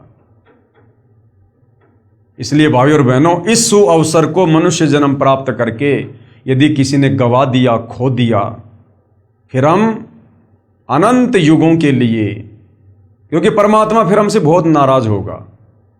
ऐसा मौका परमात्मा खुद आए हैं हमारे आत्म कल्याण के लिए, जो भगवान ढूंढने से नहीं मिलता। आज वो परमात्मा खुद चलकर आया है हमें भक्ति देने के लिए, क्योंकि ये भक्ति युग है। और इस समय यदि हमने उनके रहम को ठुकरा दिया तो फिर परमात्मा हमसे बहुत नाराज होगा, और ऐसे जीवों को फिर परमात्मा कई हजारों युगों तक वापस नहीं संभालता है।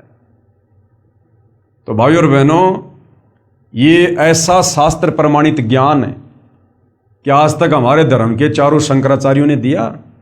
अरे वो शंकराचार्य तो संस्कृत के प्रकांड ज्ञाता हैं, फिर भी आप उनका एक भी सत्संग दिखा दीजिए जिसमें ऐसा निर्णायक ज्ञान जो सतगुरु रामपाल जी परमेश्वर जी ने दिया है। यदि हमारे शंकराचार्यों ने दिया हो तो बता दो। यदि गीता अध्याय 15 श्लोक नंबर 1 से 4 के अनुसार उल्टे लटके हुए संसार रूपी पेड़ की व्याख्या यदि चारों शंकराचार्य ने की हो तो बता दो। गीता अध्याय 4 श्लोक 34 के अनुसार यदि वो तत्वदर्शी संत चारों शंकराचार्यों में से कोई हो तो बता दो। उन चारों शंकराचार्यों को तो चारों वेदों का भी ज्ञान नहीं। शंकराचार्यों की 4 पीठ हैं भारत देश के चारों कोणों में, और एक एक वेद को लेकर बैठे हैं, एक एक वेद को। तो भाई और बहनों, सौभाग्य हमारा कि स्वयं कबीर परमेश्वर जी के अलावा धरती पर प्रकट होकर इस तत्व ज्ञान को, इन धर्म शास्त्रों को, न केवल हिंदू धर्म के सर्व धर्मों के धर्म शास्त्रों को इस प्रकार से जैसे पहली कक्षा के बच्चे को समझाया जाता है उंगली रख रख के, सतगुरु रामपाल जी के अलावा, इस कबीर परमेश्वर के अलावा कोई समझा नहीं सकता। तो भाई और बहनों, ऐसा रहम हुआ है पूज्य गुरुदेव भगवान का, परमेश्वर का, विशेष रजा, विशेष दया। लोग कहते हैं भगवान निराकार, भगवान निराकार। अरे भगवान साकार, चारों वेद चिल्ला रहे, गीता जी गवाही दे रही, बाइबल गवाही दे रही, कुरान शरीफ गवाही दे रही, गुरु ग्रंथ साहिब चिल्ला रहा कि परमात्मा साकार है, दिखाई देता है, धरती पर आता है, मनुष्य के जैसा है, उसी ने हमें पैदा किया है, अपने रूप में पैदा किया है। और फिर भी ये शास्त्रों को पढ़ने वाले नहीं समझ पाए और परमात्मा को निराकार निराकार कह के आप और हमें शास्त्र विरुद्ध साधना पर लगा दिया। तो भाई और बहनों, मौका है, हम तो केवल प्रार्थना कर सकते हैं, विनती कर सकते हैं, क्योंकि आप लोगों को समझाने से हमारी तो सेवा बन रही है। हम तो इस परमेश्वर की इस प्रकार से महिमा करने मात्र से हम पुण्य के भागी बन रहे हैं, तो हम तो करेंगे। हमारे से तो जितना थूक बिलोया जाएगा आजीवन बिलोएंगे, क्योंकि दही से मक्खन निकले ना निकले, लेकिन जो थूक हम बिलो रहे हैं सतगुरु की महिमा करके, इससे जरूर वो मक्खन निकलेगा। कहने का मतलब है हमारी सेवा बनेगी और हम अवश्य मोक्ष को प्राप्त होंगे। वो भक्ति रूपी मक्खन निकलेगा, भक्ति रूपी मक्खन। तो हमारी तो सेवा है, हमारा ये परम धर्म है, हमारा कर्तव्य है आप जियों के प्रति भी और सतगुरु रामपाल जी के शिष्य होने के नाते उनके प्रति भी, कि गुरु ने जो सतज्ञान दिया है उस ज्ञान को उनकी आत्माओं तक, जन जन तक पहुंचाना उनके भक्तों का कर्तव्य है। तो हम तो आपके प्रति भी अपनी जिम्मेदारी निभा रहे हैं, गुरु के प्रति भी अपनी जिम्मेदारी निभा रहे हैं। तो हम तो भाई पुण्य के भागी हो रहे हैं। परमात्मा कहते हैं हरि सेवा युग 4 है और गुरु सेवा पल 1, भाई तासु पटंतर ना तुले संतन किया विवेक। और सत्संग की आदि घड़ी तप के वर्ष 1000, तो भी बराबर है नहीं कहे कबीर विचार। तो भाई और बहनों, ये सत्संग हो रहा है। तत्वदर्शी संत के बाद यदि कोई सत्संग कर सकता है तो उनके शिष्य, क्योंकि इस ज्ञान को वही आगे फैला सकता है जिसको अपने गुरु से तत्व ज्ञान प्राप्त है। तो भाई और बहनों, इस 4 दिन की चक्काचौंध के चक्कर में, इस झूठी विज्ञान के आविष्कार के चक्कर में और इस झूठी मान बढ़ाई में जो थोड़े बहुत सुख आप जी भोग रहे हो वर्तमान में मनुष्य जन्म प्राप्त करके, ये कबीर परमात्मा सतगुरु रामपाल जी की विशेष मेहर और दया समझो। ये विज्ञान कबीर भगवान ने दी है, ये मनुष्य के पास में बुद्धि नहीं थी। सतयुग त्रेता द्वापर बीत गया, कलयुग 5000 साल बीत गया, कोई एक साइकिल तक नहीं बना पाया। ये तुम्हारे श्री राम, श्री कृष्ण, महात्मा बुद्ध, ईसाइयों के मसीहा जो हैं ईसा मसीह जी, मुसलमानों का जो पैगंबर था, रसूल था, हजरत मोहम्मद, ये अपने लिए गर्मियों के समय पंखा भी नहीं बना पाए। क्या उनके रिश्तेदार नहीं थे क्या वो अपने रिश्तेदारों से बात नहीं करना चाहते थे? वीडियो कॉल पर बात नहीं करना चाहते थे? एक कीपैड का मोबाइल भी नहीं बना पाए वो। हम कलयुग के इंसानों में उनसे ज्यादा दिमाग है क्या? अरे वर्तमान में तो इंसान बहुत ज्यादा विकारी हो गया, दुष्कर्मी हो गया, आलसी हो गया। वो तो बहुत अच्छी आत्मा थी। उस समय तो उनके पास में भक्ति धन था, उनके पुण्य थे, सदाचारी थे, निर्विकारी थे। उनमें ये बुद्धि क्यों नहीं आई? उनको ये समझ क्यों नहीं आई? ये मटेरियल जो आज जमीन खोद खोद के वैज्ञानिकों ने ये उपकरण बनाए हैं, ये जमीन, वो खाने, वो मटेरियल उस समय भी जमीन में था। वो क्यों नहीं लगा पाए फैक्ट्री? वो क्यों नहीं बना पाए वैज्ञानिक उपकरण?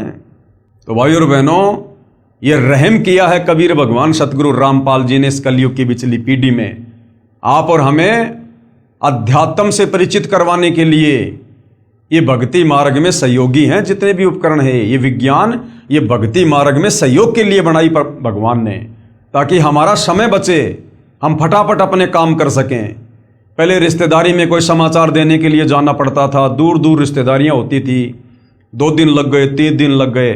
आज तुरंत मोबाइल से बात करो, 1 मिनट में समाचार दो, मोबाइल साइड में रखो और बैठ के भगवान का भजन करो, अपनी आरती करो।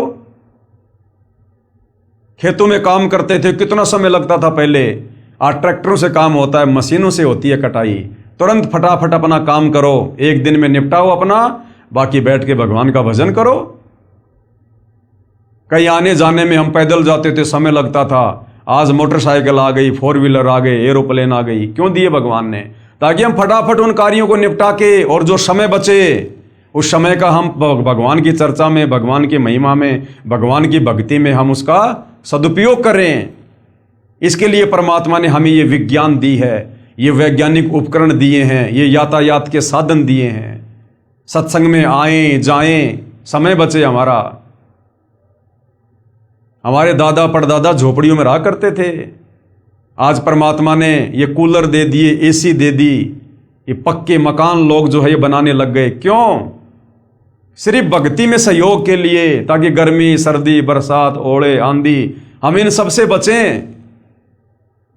और आराम से भगवान की भक्ति करें। नहीं रहने को तो इंसान ने झोपड़ी भी बहुत है।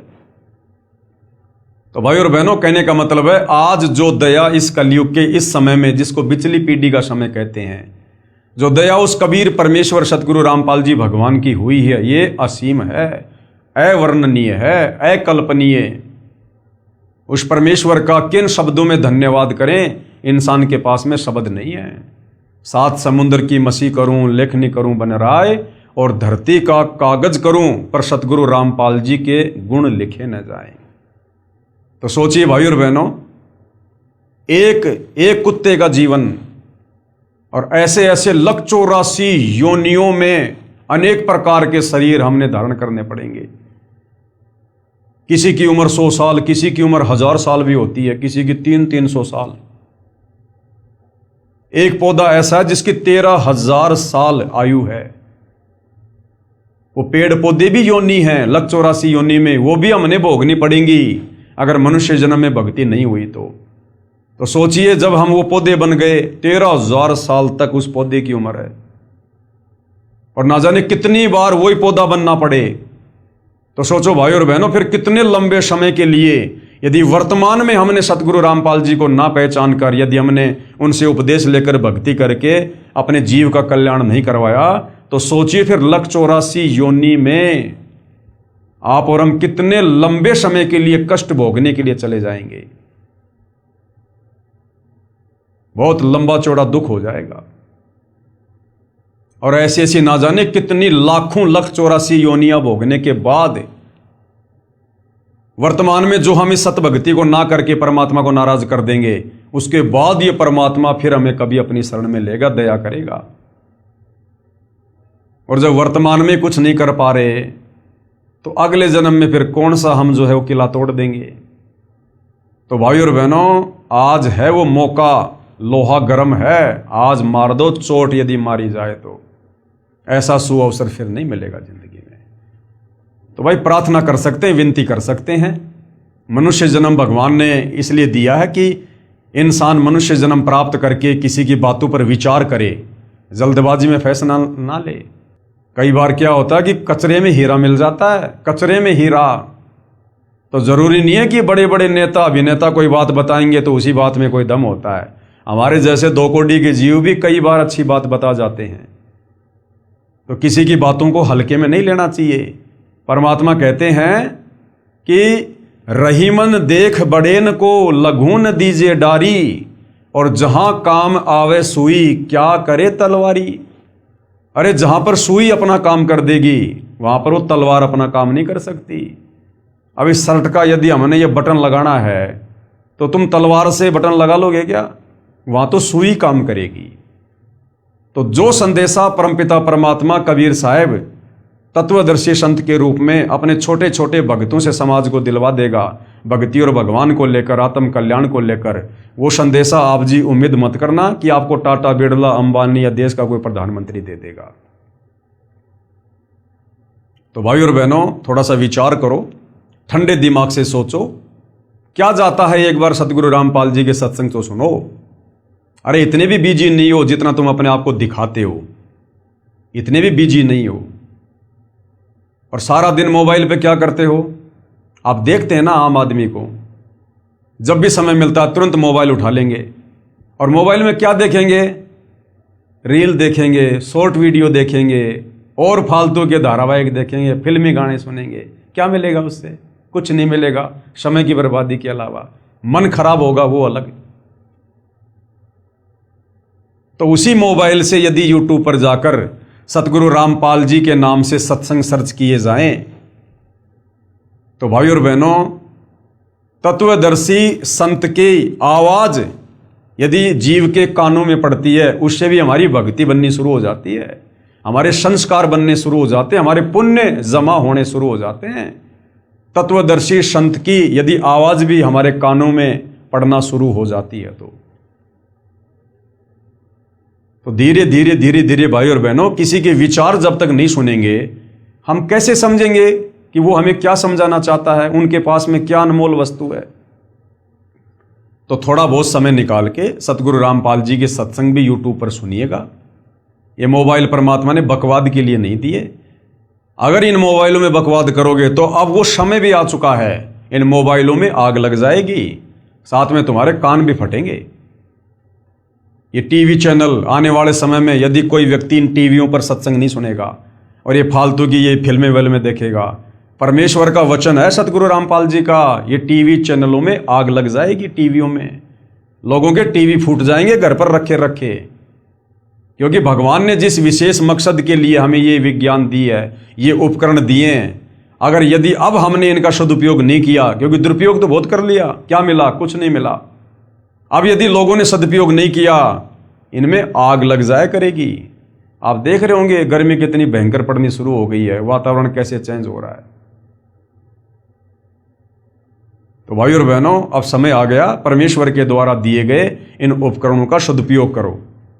और परमेश्वर ने जो अनमोल मनुष्य शरीर दिया है और जो हमें ये अंग दिए, इनका भी सदुपयोग करो। ये आंख परमात्मा ने क्यों दी है? उस परमेश्वर के दीदार के लिए। कबीरा दर्शन साधु का, मुख पर बसे सुहाग, दर्शन उन्हीं को होते हैं जिनके पूर्ण भाग।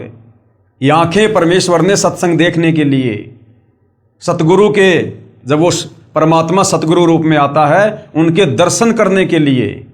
ये कान परमात्मा ने सत्संग सुनने के लिए दिए हैं, अच्छी बातें सुनने के लिए दिए हैं, परमेश्वर की वाणियां सुनने के लिए दिए हैं, ताकि हमारे अंतःकरण में भक्ति जमा हो।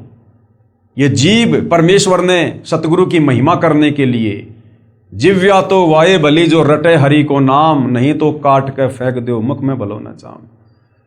अगर मनुष्य जन्म प्राप्त करके इस जिव्या से यदि हमने सतगुरु का गुणगान नहीं किया, सतगुरु की महिमा नहीं की, यदि हमने सतगुरु का ज्ञान प्रचार नहीं किया, सतगुरु के द्वारा दिए गए मंत्रों का जाप नहीं किया, तो अगले जन्म में परमात्मा जीव छीन लेगा। यानी गधे बनेंगे, लक 84 में जाएंगे, बैल बनेंगे, जीव भी होगी, लेकिन हम जीव का सदुपयोग नहीं कर पाएंगे। कल को यदि उस बैल के पैर में कोई कील चुभ गई, वो बैल जिसके मुंह में जीभ है, वो बोल के नहीं बता सकता कि मेरे पैर में कील चुभी है, मुझे पीड़ा हो रही है। क्यों? क्योंकि आपने मनुष्य जन्म में उस जीव्या का सदुपयोग नहीं किया। किसी को गाली दी, किसी को उल्टा बोला है, और फालतू की बातों में, निंदा चुगली में अपनी जीव का दुरुपयोग किया। ये हाथ, इन हाथों से हमें परमेश्वर की सेवा करनी है, इन हाथों से हमने दान धर्म करना है, उपकार के अच्छे कार्य करने हैं, इसलिए भगवान ने हाथ दिए हमें। और इन हाथों से यदि हम दुष्कर्म करेंगे, किसी का यदि हम कोई बुरा करेंगे, मार पिटाई करेंगे, तो परमेश्वर इनको भी छीन लेगा, क्योंकि हमने उसके द्वारा दिए गए अंगों का दुरुपयोग किया है। इसी प्रकार भाई और बहनों, परमेश्वर के द्वारा दिया गया अनमोल शरीर और ये अनमोल समय और ये विज्ञान, हमने इन सब का जगत गुरु तत्वदर्शी सतगुरु रामपाल जी परमेश्वर जी की शरण में आकर सदुपयोग करना है। और सतगुरु रामपाल जी की शरण से बेहतर सदुपयोग इस समय का और इस मनुष्य जीवन का ये और कहीं नहीं हो सकता है। बाकी तो आप बर्बाद ही बर्बाद करोगे, अपने कर्म ही कर्म फोड़ोगे। अगर शुभ कर्म बनाने की कोई जगह है तो सतगुरु रामपाल जी के चरण हैं, उनकी भक्ति है। बाकी तो हम मनुष्य जन्म प्राप्त करके अपने कर्म बिगाड़ सकते हैं, कर्म फोड़ सकते हैं। तो हम तो केवल विनती कर सकते हैं भाई और बहनों, आज YouTube पर सतगुरु रामपाल जी के ढेरों सत्संग हैं। गूगल पर जाकर ज्ञानगंगा पुस्तक की PDF डाउनलोड करो, अन्यथा www.jagatgururampalji.org ये वेबसाइट है। इस पर आपको सारी पुस्तकें सतगुरु रामपाल जी के द्वारा लिखित मिलेंगी, उनके ऑडियो वीडियो में उनके सत्संग मिलेंगे। कैसे आप सतगुरु रामपाल जी से नाम उपदेश प्राप्त कर सकते हैं, वो भी जानकारी मिलेगी। और नाम उपदेश प्राप्त करने के बाद जब हम मर्यादा में रहकर उनके द्वारा बताई गई भक्ति करेंगे, तो जो कार्य हमारे आज इतनी मेहनत करते करते बैल और गधे की तरह दिन रात मार्केट में भागते भागते भी सफल नहीं हो रहे, वही कार्य हमारे आधे समय में सफल होंगे, बिना किसी भागदौड़ के, बिना किसी टेंशन के। क्योंकि भक्ति करने से हमारे पुण्य बनेंगे और पाप और पुण्य से सृष्टि चलती है। वैसे आप कितना ही भाग लो, कितना दिमाग लगा लो, कुछ नहीं होगा। एक आदमी करोड़ों रुपए लगा के धंधा करता, फेल हो जाता है, और एक आदमी छोटे से समोसे की दुकान खोलता है, माला माल हो जाता है, अपने पुण्य और पाप के कारण। तो वर्तमान में कलयुग है। हमारे जो पुण्य थे हमने 3 युगों में खा लिए, खर्च कर लिए, मौज मस्ती करके, राजा महाराजा के जीवन प्राप्त करके। अब है कलयुग, चौथा युग। अब बच गए पाप कर्म। अब पाप कर्म से दुख संकट परेशानी आती हैं। मेहनत करते करते घर का खर्चा नहीं चलता। आदमी फिर क्या करता है, गलत रास्ते अपनाता है, चोरी जारी ठगी मिलावट रिश्वतखोरी, और ज्यादा कर्म बिगड़ने शुरू हो जाते हैं। घर में पैसा तो आता दिखाई देता है, लेकिन हमारे कर्म कितने बिगड़ रहे हैं। और जब उन कर्मों का दंड भोगने का समय आएगा, फिर रोएंगे ऊपर मुंह करके, हे भगवान मैंने क्या कर दिया। तो भाई और बहनों, आज इतना अच्छा मौका है, जो कार्य आज आप 18-18 घंटे करके ओवर टाइम करके और फिर भी आप इतना मेहनताना प्राप्त नहीं कर पा रहे, सतगुरु रामपाल जी की शरण में आने के बाद आपको ओवर टाइम भी करने की जरूरत नहीं पड़ेगी। उस परमेश्वर की शक्ति से, समर्थता से आप और हमारे कार्य चुटकियों में सिद्ध होंगे। चुटकियों में आंखों में आंसू भर भर के रोया करेंगे, परमात्मा पहले सद्बुद्धि क्यों नहीं आई, पहले क्यों गधे और बैल की तरह भाग रहा था अज्ञानता में। क्योंकि फिर भगवान भगत को भक्ति के लिए समय भी देगा और भगत के विश्वास के लिए उसके कार्य भी सिद्ध करेगा अपनी तरफ से, अपनी समर्थता से। और कैसे कार्य होंगे, सतगुरु रामपाल जी कहते हैं, जैसे पहले हम इन पशुओं को चारा खिलाने के लिए और हाथ का जो गंडासा होता था उससे वो चारा काटा करते थे हम। कितना समय लगता था, 2-3 घंटे, तब जाकर 1 या 2 पशुओं के लिए 2 छाबड़ी 1 छाबड़ी चारा होता था। और आज लाइट आ गई, जिसने लाइट का कनेक्शन ले लिया, घर में मोटर लगा ली और चारा काटने वाली मशीन लगा ली, आज वो 1 घंटे में पूरे गांव के पशुओं के लिए चारा काट सकता है। तो पावर का उसने कनेक्शन ले लिया, जिस कारण से अब वो इतने कम समय में इतना लाभ प्राप्त कर रहा है। तो जब तक हम सतगुरु रामपाल जी की शरण में नहीं आते हैं, तब तक समझो हम जो भी मेहनत कर रहे हैं ना, हम हाथ के गंडासे से सारा काम कर रहे हैं। और जिस दिन सतगुरु रामपाल जी की शरण में आ जाएंगे, मर्यादा में रहकर भक्ति करेंगे, उसके बाद फिर भाई और बहनों, हमारे काम जो हमारे से नहीं हो रहे थे, इतनी मेहनत से नहीं हो रहे थे, अब वो सतगुरु रामपाल जी की शक्ति से, उनकी समर्थता से होंगे। और कैसे होंगे, ये परमेश्वर का काम है। आप और हम 2 कोटि के जीव हैं, बस हम तो केवल देखते रह जाएंगे। परमात्मा इतने सुख देगा, हमारी बुराइयां छूट जाएंगी। आज हम जो कमा रहे हैं उसका आधे से ज्यादा धन हम व्यर्थ की परंपराओं में, इन कुरीतियों में बर्बाद कर देते हैं, तीज त्योहार में बर्बाद कर देते हैं, लेन देन में, शादी विवाह भात चूचक सिंधारा कोथड़ी, इनमें बर्बाद कर देते हैं। ऊपर से बीड़ी सिगरेट का नशा, मांस खाना, जुआ खेलना, ये सट्टे लगाना, इनमें बर्बाद कर देते हैं। तो सतगुरु रामपाल जी के सत्संग सुनने के बाद, उपदेश लेने के बाद, ये सारी तो बुराइयां छूट जाएंगी। ना हम कोई नशा करेंगे, ना मांस आहार करेंगे, ना ये फालतू के होली दिवाली त्योहार मनाएंगे, और ना फालतू के ये परंपरा के तहत ब्याह शादी में इतना खर्चा, इतना पाखंड, इतना दिखावा, ना हम ये करेंगे। तो बताओ फिर खर्चा होगा कहाँ?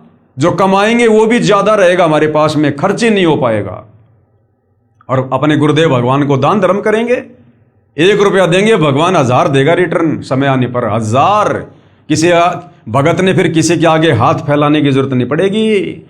गुरुदेव कहते हैं, मांगे सो ही बढ़वा कहिए, दर दर फिरे अज्ञानी, और जोगी जोग संपूर्ण जिसका, मांग ना पीवे पानी। तो परमात्मा ऐसे माला माल कर देगा, वरना क्या आवश्यकता है भगवान की भक्ति की? अगर ऐसे ही अगर घसीट घसीट के चलना है सांप की तरह, मेहनत करते करते, फिर क्या आवश्यकता है भगवान की भक्ति की? तो भाई और बहनों, अभी तक हमने भगवान को जाना ही नहीं, हमारे धर्म गुरुओं ने भगवान की पहचान करवाई नहीं। अब सतगुरु रामपाल जी ने आके बताया कि परमात्मा क्या शक्ति है, क्या पावर है, क्या काम करती है। एक बार भगवान की शरण में आकर देखो, उसके बाद देखो कैसे हमारे कार्य होते हैं, कितनी आत्म संतुष्टि मिलेगी, कितना धैर्य होगा, कितने संयमित हो जाएंगे। और जो चिंता हमें सताए जाया करती थी भविष्य को लेकर, आगे को लेकर, वो चिंता समाप्त है, क्योंकि हमें खुद भविष्य का पता चल जाएगा ना। बिना भक्ति के कितना ही दौड़ लो, कितना ही भाग लो, हमारी दौड़ कभी खत्म नहीं हो सकती। हम मर जाएंगे, हमारे कार्य और जिम्मेदारियां पूरी नहीं हो सकती। अब गुरुदेव भगवान हमें तत्व ज्ञान देकर भविष्य बता देते कि बेटा तू क्यों भाग रहा है, क्यों गधे और बैल की तरह कमा रहा है, किसके लिए कमा रहा है? सब अपना भाग्य लिखवा के लाते हैं, कोई किसी के भरोसे नहीं आता। और करनी थी भक्ति और कर रहा तो सारे काम जानवर वाले। तो तत्व ज्ञान होने से फिर हमारी भागदौड़ मिट जाएगी कि भैया मैंने तो भक्ति करके सतलोक जाना है, इस गंदे लोक में मैं जोड़ जोड़ के मकान बना बना के झूठा दिखावा समाज के सामने कर करके मैं क्या प्राप्त कर लूंगा? कल को लकवा मार गया, पैरालाइसिस हो गया, वो समाज मेरा क्या साथ दे देगा? एक बार आएंगे, दो बार आएंगे, देख के चले जाएंगे, वो परेशानी तो मुझे उठानी पड़ेगी। तो फिर इंसान की भागदौड़ मिट जाएगी, उसे अपनी मंजिल का पता चल जाएगा कि तेरी मंजिल गधे और बैल कितना कमा कमा के ये मकान बनाने की नहीं है, बड़े बड़े बिजनेस सेट करने की नहीं है। तेरी मंजिल तो इस काल के जाल से बाहर निकलने की है, और वो होगी सतगुरु रामपाल जी से उपदेश लेकर भक्ति करने से। तो हमारी भागदौड़ मिट जाएगी कि सामने तो कुआं है, मैं कहां दौड़ रहा हूं, सामने तो काल का कुआं है, गिरूंगा तो मरूंगा। तो हम माया को संग्रह करने से पीछे हटेंगे, हमारे को संतुष्टि होगी, और फिर देखना जीवन खुशहाल होगा। जब चिंता मिट गई तो सब कुछ मिट गया, और ऊपर से भगवान की भक्ति मिल गई, जिसे जन्म मरण का रोग कटेगा, ना लक 84 में जाएंगे, और ये मनुष्य जन्म आखिरी मनुष्य जन्म, उसके बाद सीधे सतलोक जाएंगे। इससे भी बढ़िया सुंदर लंबा चौड़ा गोरा चिट्टा तेजोमय शरीर मिलेगा। वहां ना सतलोक में कोई काम करना, ना वहां कोई लड़ाई झगड़ा, ना कोई टेंशन, ना कोई भागा दौड़ी, कुछ नहीं। अपने कबीर भगवान के भंडार से सारी सुविधा है, हम तो सोच भी नहीं सकते इस गंदे लोक में। जैसे गुरुदेव कहते हैं, एक तो नमक की बोरी और एक खंड की बोरी, दोनों का रंग एक जैसा, लेकिन नमक का स्वाद अलग है और बूरा का स्वाद अलग है। तो ऐसे ही भाई और बहनों, जैसा ये हमें दिखाई दे रहा है ना, यहाँ पर कितना अच्छा ये धरती, बाग बगीचे, घूमने फिरने की जगह, पहाड़, नदियां, ऐसा ही सतलोक है। ये 21 ब्रह्मांड सतलोक का ही एक टुकड़ा है। लेकिन यहां तो ये 5 तत्व से बने हुए हैं, ये मिट्टी और पत्थर के हैं, वहां पर वो नूर के हैं, हीरे मोती लाल के पहाड़ हैं, वहां पर दूध दही शहद की नदियां बहती हैं, सबके अपने अपने पर्सनल बड़े बड़े महल हैं, सबके महलों के आगे पर्सनल विमान हैं, और जो हमारी इच्छा होगी वो ही तुरंत वहां पर होने लग जाएगा। इच्छा से, हाथ पैर नहीं चलाने वहां पर, बस इच्छा की कि भोजन उसी समय तुरंत जो चाहोगे, जितने प्रकार के पकवान चाहोगे, बस इच्छा करने की जरूरत है, तुरंत सामने टेबल पर लगे हुए मिलेंगे। नूरी भोजन, उस भोजन को करने के बाद कोई पेशाब नहीं, कोई लेटरिन नहीं, कोई डकार नहीं, कोई पेट नहीं फूलना, ना किसी की तोंद आनी, ना कोई कमजोर होना, ना शरीर में कोई रोग है, कुछ नहीं, ना कोई दाढ़ी वाड़ी करनी रोजाना फाजाना, कुछ नहीं वहां पर, ना रोजाना कोई कपड़े बदलने, वहां पर अमर चीर हैं, अमर वस्त्र हैं, ना कपड़ों को धोने की जरूरत है, ना साबुन लाने की जरूरत है, ना माता पिता को अपने बच्चों की चिंता, ना वहां कोई गुमता है, ना वहां किसी सिंह, भेड़िए, भालू, सांप का कोई डर है। तो भाई और बहनों, वहां का तो वर्णन ही करना नामुमकिन है। ये तो हम उतना ही बता सकते हैं जितना गुरुदेव भगवान ने संकेत किया हुआ है, केवल बता सकते हैं, बाकी असली आनंद तो वहां जाकर ही भोगेंगे। लेकिन वहां जाएंगे कैसे? तत्वदर्शी संत की शरण में आकर और उनके बताए अनुसार आजीवन मर्यादा में रहकर भक्ति करके।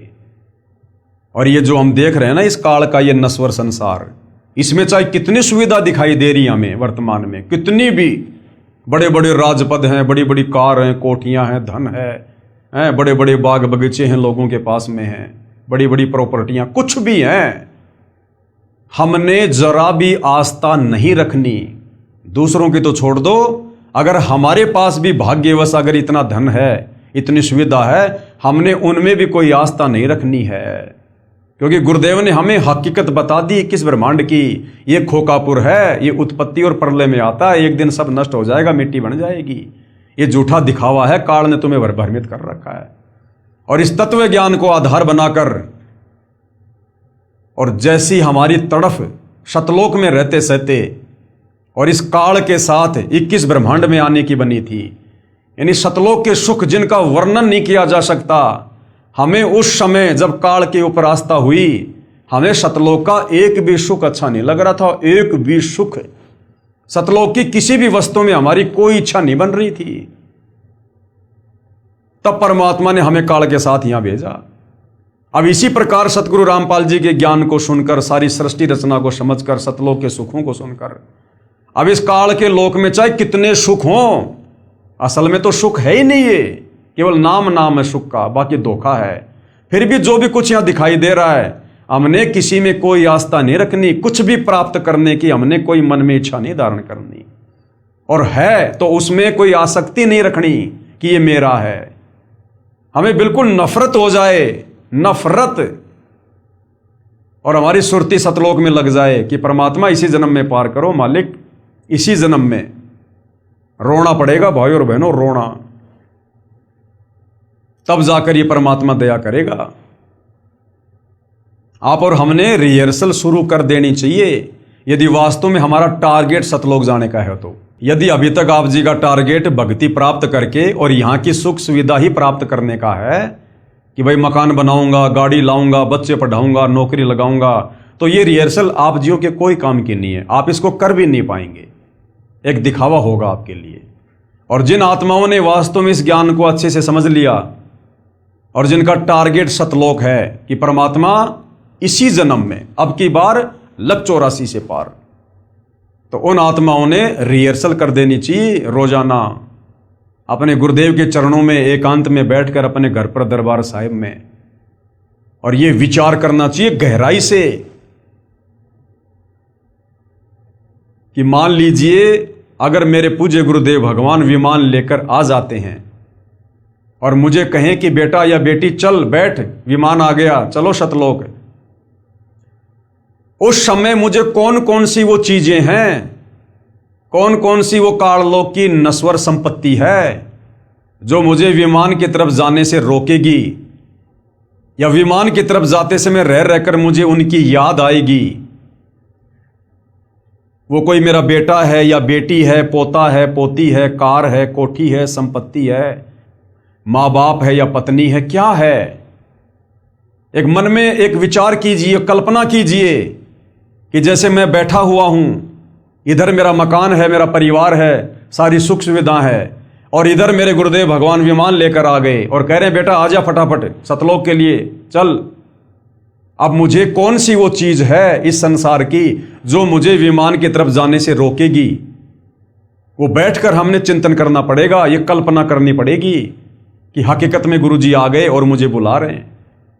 अब मुझे वो बेटा याद आएगा, बेटी याद आएगी, कार, कोठी, संपत्ति, पैसा, क्या मुझे याद आएगा? अगर कोई ऐसी वस्तु है जो आपको खींच रही है अपनी तरफ, आपको याद आ रही है कि अभी भी तो मकान बनाया है, अभी तो इसमें इतने पैसे लगा दिए, अभी गुरुजी विमान लेके आ गए, अभी तो मेरा पोता होने वाला है, मैंने तो मुंह भी नहीं देखा। तो अगर इस प्रकार की कोई वस्तु हमें रोक रही है, टोक रही है, तो गुरुदेव कहते हैं वो वस्तु बेटा तुम्हारे लिए काल का फंदा है, वो काल का जाल है, काल का षड्यंत्र है। अभी तेरी आस्था उन्हीं चीजों में है, तो तू रिहर्सल कर उन चीजों से पीछा छुड़वाने की कि अगर मैं रह गया और नहीं जा पाया, फेल हो गया, या परमात्मा ने मुझे छोड़ दिया, तो वो बेटा, बेटी, पोता, पोती, ये कार, कोठी, मकान सदा मेरे साथ नहीं रहने वाला है। आज नहीं तो 10 साल बाद ये मेरे हाथ से निकलेंगे। भाई मैं मरूंगा तो ये बेटा भी छोड़ना पड़ेगा, बेटी भी छोड़नी पड़ेगी, कार, कोठी, पोता, पाता सब छोड़ना पड़ेगा। तो ये तो वैसे भी छोड़ना है, तो क्यों ना आज ही छोड़ दूं। ये मौका फिर नहीं मिलेगा दोबारा जो सतगुरुदेव आ गए विमान लेकर। तो भाइयों और बहनों, अगर उस समय पैर में चप्पल नहीं है तो चप्पल पहनने की भी नहीं सोचनी कि गुरुजी मैं चप्पल पहन के आ जाता हूं, इतने में फेल हो जाओगे। अगर ये भी कह दिया ना मैं चप्पल पहन के आ रहा हूं, तो समझो चप्पल में आस्था है। अभी हमने ये भी नहीं सोचना, उस घर की तरफ, उस मकान की तरफ, उस परिवार वालों की तरफ देखना भी नहीं है, सोचना भी नहीं। हमने तुरंत जाके विमान में बैठ जाओ कि परमात्मा ऐसे ऐसे परिवार, ऐसे ऐसे घर बार, ऐसे ऐसे परिवार, ये तो कुछ भी नहीं है। कोटि जन्म तू राजा की न मिटी न मन की आशा, भिक्षुक होकर दर दर घूम लिया, मिला ना निर्गुण राशा। हमने राजा अब्राहिम जैसे मनुष्य जन्म प्राप्त किए हैं, राजा हमने जनक जैसे मनुष्य जन्म प्राप्त किए हैं। अरे आज तो एक ही पत्नी होगी। अब्राहिम के जीवन में तो 16-16 हजार औरतें थी, राजा जनक के 10,000 रानियां थी। फिर बेटे कितने होंगे, पोता पोती कितने होंगे, और राजा के ठाठ बाट कितने होंगे। आज मैं एक मकान के लिए मरूंगा, इन पोता पोतियों के लिए जो मिट्टी के पुतले हैं, कल को ये भी मरेंगे, और ऐसे ऐसे पोता पोती, ऐसे ऐसे बीवी, माता पिता, मकान, मैं अरबों खरबों बार मनुष्य जन्म प्राप्त करके यहीं पर पैदा कर करके यहीं पे छोड़ छोड़ के जा चुका हूं। तो इस एक को छोड़ने में मुझे क्या देरी, क्या दिक्कत है, जब मुझे सदा सदा के लिए मुझे ओरिजिनल पोता पोती, बेटा बेटी, कार कोठी सब कुछ मिलेगा, एक नूर का मिलेगा, तत्व का मिलेगा। तो भाई और बहनों, हमने इस काल के जाल को इस प्रकार से चिंतन करके हमने खुद ही काटना पड़ेगा। नहीं तो अंत समय में यदि इस प्रकार की वृत्ति हमारी, क्योंकि भगवान तो इसी प्रकार से आएंगे लेने के लिए, अचानक से आएंगे कि बेटा आ जा, विमान तैयार है, और किसी को दिखाई नहीं देगा, हमें दिखाई देगा। और यदि उस समय हमारी आस्था किसी में जरा सी भी रह गई, हम तो रह गए, काम बिगड़ गया। भगवान तो अंदर से देखेगा ना, ऊपर से चाहे तुम कैसा भी दिखावा करो, गुरुजी तो अंदर से देखेंगे कि इसके अंदर क्या चल रहा है, किन चीजों में इसका प्यार, प्रेम, मोह, ममता, आसक्ति है। तो भाई और बहनों, हमने आज से ही गुरुदेव के चरणों में बैठकर इस प्रकार के रिहर्सल शुरू कर देनी चाहिए, तब जाकर हम अंत समय में इस परीक्षा में सफल हो पाएंगे। ये रिहर्सल हमने पहले करनी पड़ेगी। अब कोई पहलवान है, उसने इंटरनेशनल लेवल पर कुश्ती करने जाना है, तो सीधा थोड़ी जाता वो, पहले यहाँ उसको रिहर्सल करवाई जाती है, उसकी देह तुड़वाई जाती है, तब जाकर 2, 4, 5, 10 साल बाद में वो उस लेवल पर खेलने के योग्य बनता है। तो गुरुदेव हमारी यहाँ पर देह तुड़वा रहे हैं, इस स्थूल शरीर में हमारी रिहर्सल करवा रहे हैं। अब गुरुदेव ने तो सब कुछ बता दिया, सब कुछ कह दिया, जो देना था वो दे दिया भाई और बहनों। अब गुरुदेव के पास इससे ज्यादा देने के लिए कुछ भी नहीं है। अगर इससे ज्यादा, वैसे तो भंडार है मालिक के पास में, लेकिन दे दिया तो हमारी बुद्धि उसको स्वीकार नहीं कर पाएगी। हमारा 1 GB का मेमोरी कार्ड है और भगवान की अनंत करोड़ GB का ज्ञान है, तो भगवान उतना डालेगा जितना हम ले सकते हैं, जितना हमारी कैपेसिटी है। तो हमारी कैपेसिटी के अनुसार परमात्मा ने हमें सारा भक्ति का कोर्स दे दिया, हर प्रकार से समझा दिया, बता दिया। अब भाई और बहनों, आप और हमने रिहर्सल करनी पड़ेगी यहां से बाहर निकलने की। जबरदस्ती हाथ पकड़ के काल के साथ किए गए एग्रीमेंट के अनुसार गुरुजी नहीं लेके जाएंगे। तो ये विचार आप और हमने करना है भाई और बहनों। तो बहुत बड़ी दया है, बहुत बड़ी रजा है गुरुदेव भगवान की, जो हम उनके आशीर्वाद से इस घोर, इस कलयुग में अध्यात्म को लेकर इतना चिंतन मनन कर पा रहे हैं। आज इस उम्र में और संसार की चक्काचौंध में, भाग दौड़ में, इस वैज्ञानिक युग में हम संसार की नश्वर चीजों को प्राप्त करने के बजाय, उनमें भागा दौड़ और समय बर्बाद करने के बजाय हम परमात्मा की प्राप्ति के लिए संघर्ष कर रहे हैं, हम प्रयत्न कर रहे हैं। तो भाई और बहनों, ये सतगुरुदेव रामपाल जी भगवान के विशेष आशीर्वाद और उनके संरक्षण के बिना नहीं हो सकता। अगर आप इतना सब कुछ सोच रहे हैं, विचार कर रहे हैं, तो समझ लो आपकी जमानत गुरुदेव भगवान ने काल से ले रखी है। और जो काल के अंडर में है, देख लो उनकी क्या दुर्गति हो रही है, दिन रात इधर से उधर भाग रहे हैं, इधर से उधर, भूल गए भक्ति और भगवान को भी। तो भाई और बहनों, विनती कर सकते हैं, प्रार्थना कर सकते हैं, बाकी सोचना, समझना, विचार करना, चिंतन मंथन करना, ये देखो आप और हमने स्वयं ही करना पड़ेगा। हमने हर दिन को ये सोचकर भक्ति मार्ग पर चलना होगा कि आज मेरा इस काल के लोक में अंतिम दिन है, कभी भी गुरुदेव भगवान मुझे लेने आ सकते हैं। अब मुझे क्या करना चाहिए, किस प्रकार से तैयार रहना चाहिए। जिस प्रकार लड़की होती है, जब उसका दूल्हा उसको लेने के लिए आता है शादी करने के लिए, वो लड़की इतनी तैयार रहती है, वो ऊपर से दिखावा करेगी रोने का, धोने का, मायूस रहने का, लेकिन अंदर से उसके लड्डू फूट रहे होते हैं। वो जाते समय माँ बाप, भाई बहन, उस मकान को, उस जमीन को, वो सबको नजरअंदाज कर देती है। उसको केवल अपना पति दिखाई देता है कि मैं अपने पति के साथ जाऊंगी अपने नए घर में। तो उसी प्रकार से भाई और बहनों, आप और हमने भी, हमारा जो पति है, जो परमेश्वर है, हमने उसके साथ जाने के लिए इस प्रकार से अंदर से तैयार होना है। बाहर से तो जब तक जिएंगे तब तक जैसी जिम्मेदारी है सब निभाएंगे, प्यार प्रेम से भी रहेंगे, काम धंधा भी करेंगे जब तक हाथ घोड़े चलेंगे, लेकिन अंदर से उस लड़की की तरह और किसी में कोई आस्था नहीं होनी चाहिए। लोग 1-1 इंच जमीन के टुकड़े के लिए लड़ मरते हैं और वो लड़की अपने बाप की करोड़ों की संपत्ति को ठोकर मार देती है। एक पल भी नहीं सोचती वो कि मेरा हिस्सा, उसको याद भी नहीं आता। उसको तो जो उसका पति लेने के लिए आ रहा है, शादी करने के लिए, बस वो ही दिखाई दे रहा है। तो इसी प्रकार भाई और बहनों, आप और हमने हमारे पति परमेश्वर सतगुरु रामपाल जी और उनका विमान दिखाई देना चाहिए कि मैंने तो अपने ससुराल जाना है, हालांकि है हमारा वो पीहर, लेकिन यहाँ की तुलना में अब वो हमारा ससुराल हो गया। तो अब हमने सतलोक जाना है हमारे पति परमेश्वर गुरुदेव के साथ में। और यहाँ की ये जमीन जायदाद संपत्ति, माता पिता भाई बंधु, हमने किसी से कोई लेना देना नहीं है। फिर घर में जितने भी उपदेशी हैं सब ने इसी प्रकार से सोचना है। ये नहीं कि सारे भगत बन गए तो लो जी अब बस सारे साथ चलेंगे। यहाँ ना सारे साथ आए थे ना सारे साथ जाएंगे। सब अपनी अपनी इस प्रकार से रिहर्सल करो। भक्तों से भी ज्यादा आपस में चिपकने की जरूरत नहीं है, उतना ही संबंध रखो जितना आवश्यक है। बाकी समय ज्यादा भगवान की भक्ति में और भजन में। तो भाई और बहनों, केवल प्रार्थना कर सकते हैं, इससे ज्यादा हमारे हाथ में और कुछ नहीं है। तो भाई और बहनों, पवित्र पुस्तक ज्ञान गंगा के ऊपर जो वीडियो बन रहे हैं, आज इस वीडियो में केवल इतना ही। कल परमेश्वर की सेवा में फिर हाजिर होंगे। तब तक गुरुदेव भगवान हम सबको आज्ञा दे, आशीर्वाद दे, सद्बुद्धि दे, हमारा मार्गदर्शन करे, हमें भ्रमने और भटकने से बचाए। बंदी छोड़ सतगुरु रामपाल जी परमेश्वर जी की जय हो।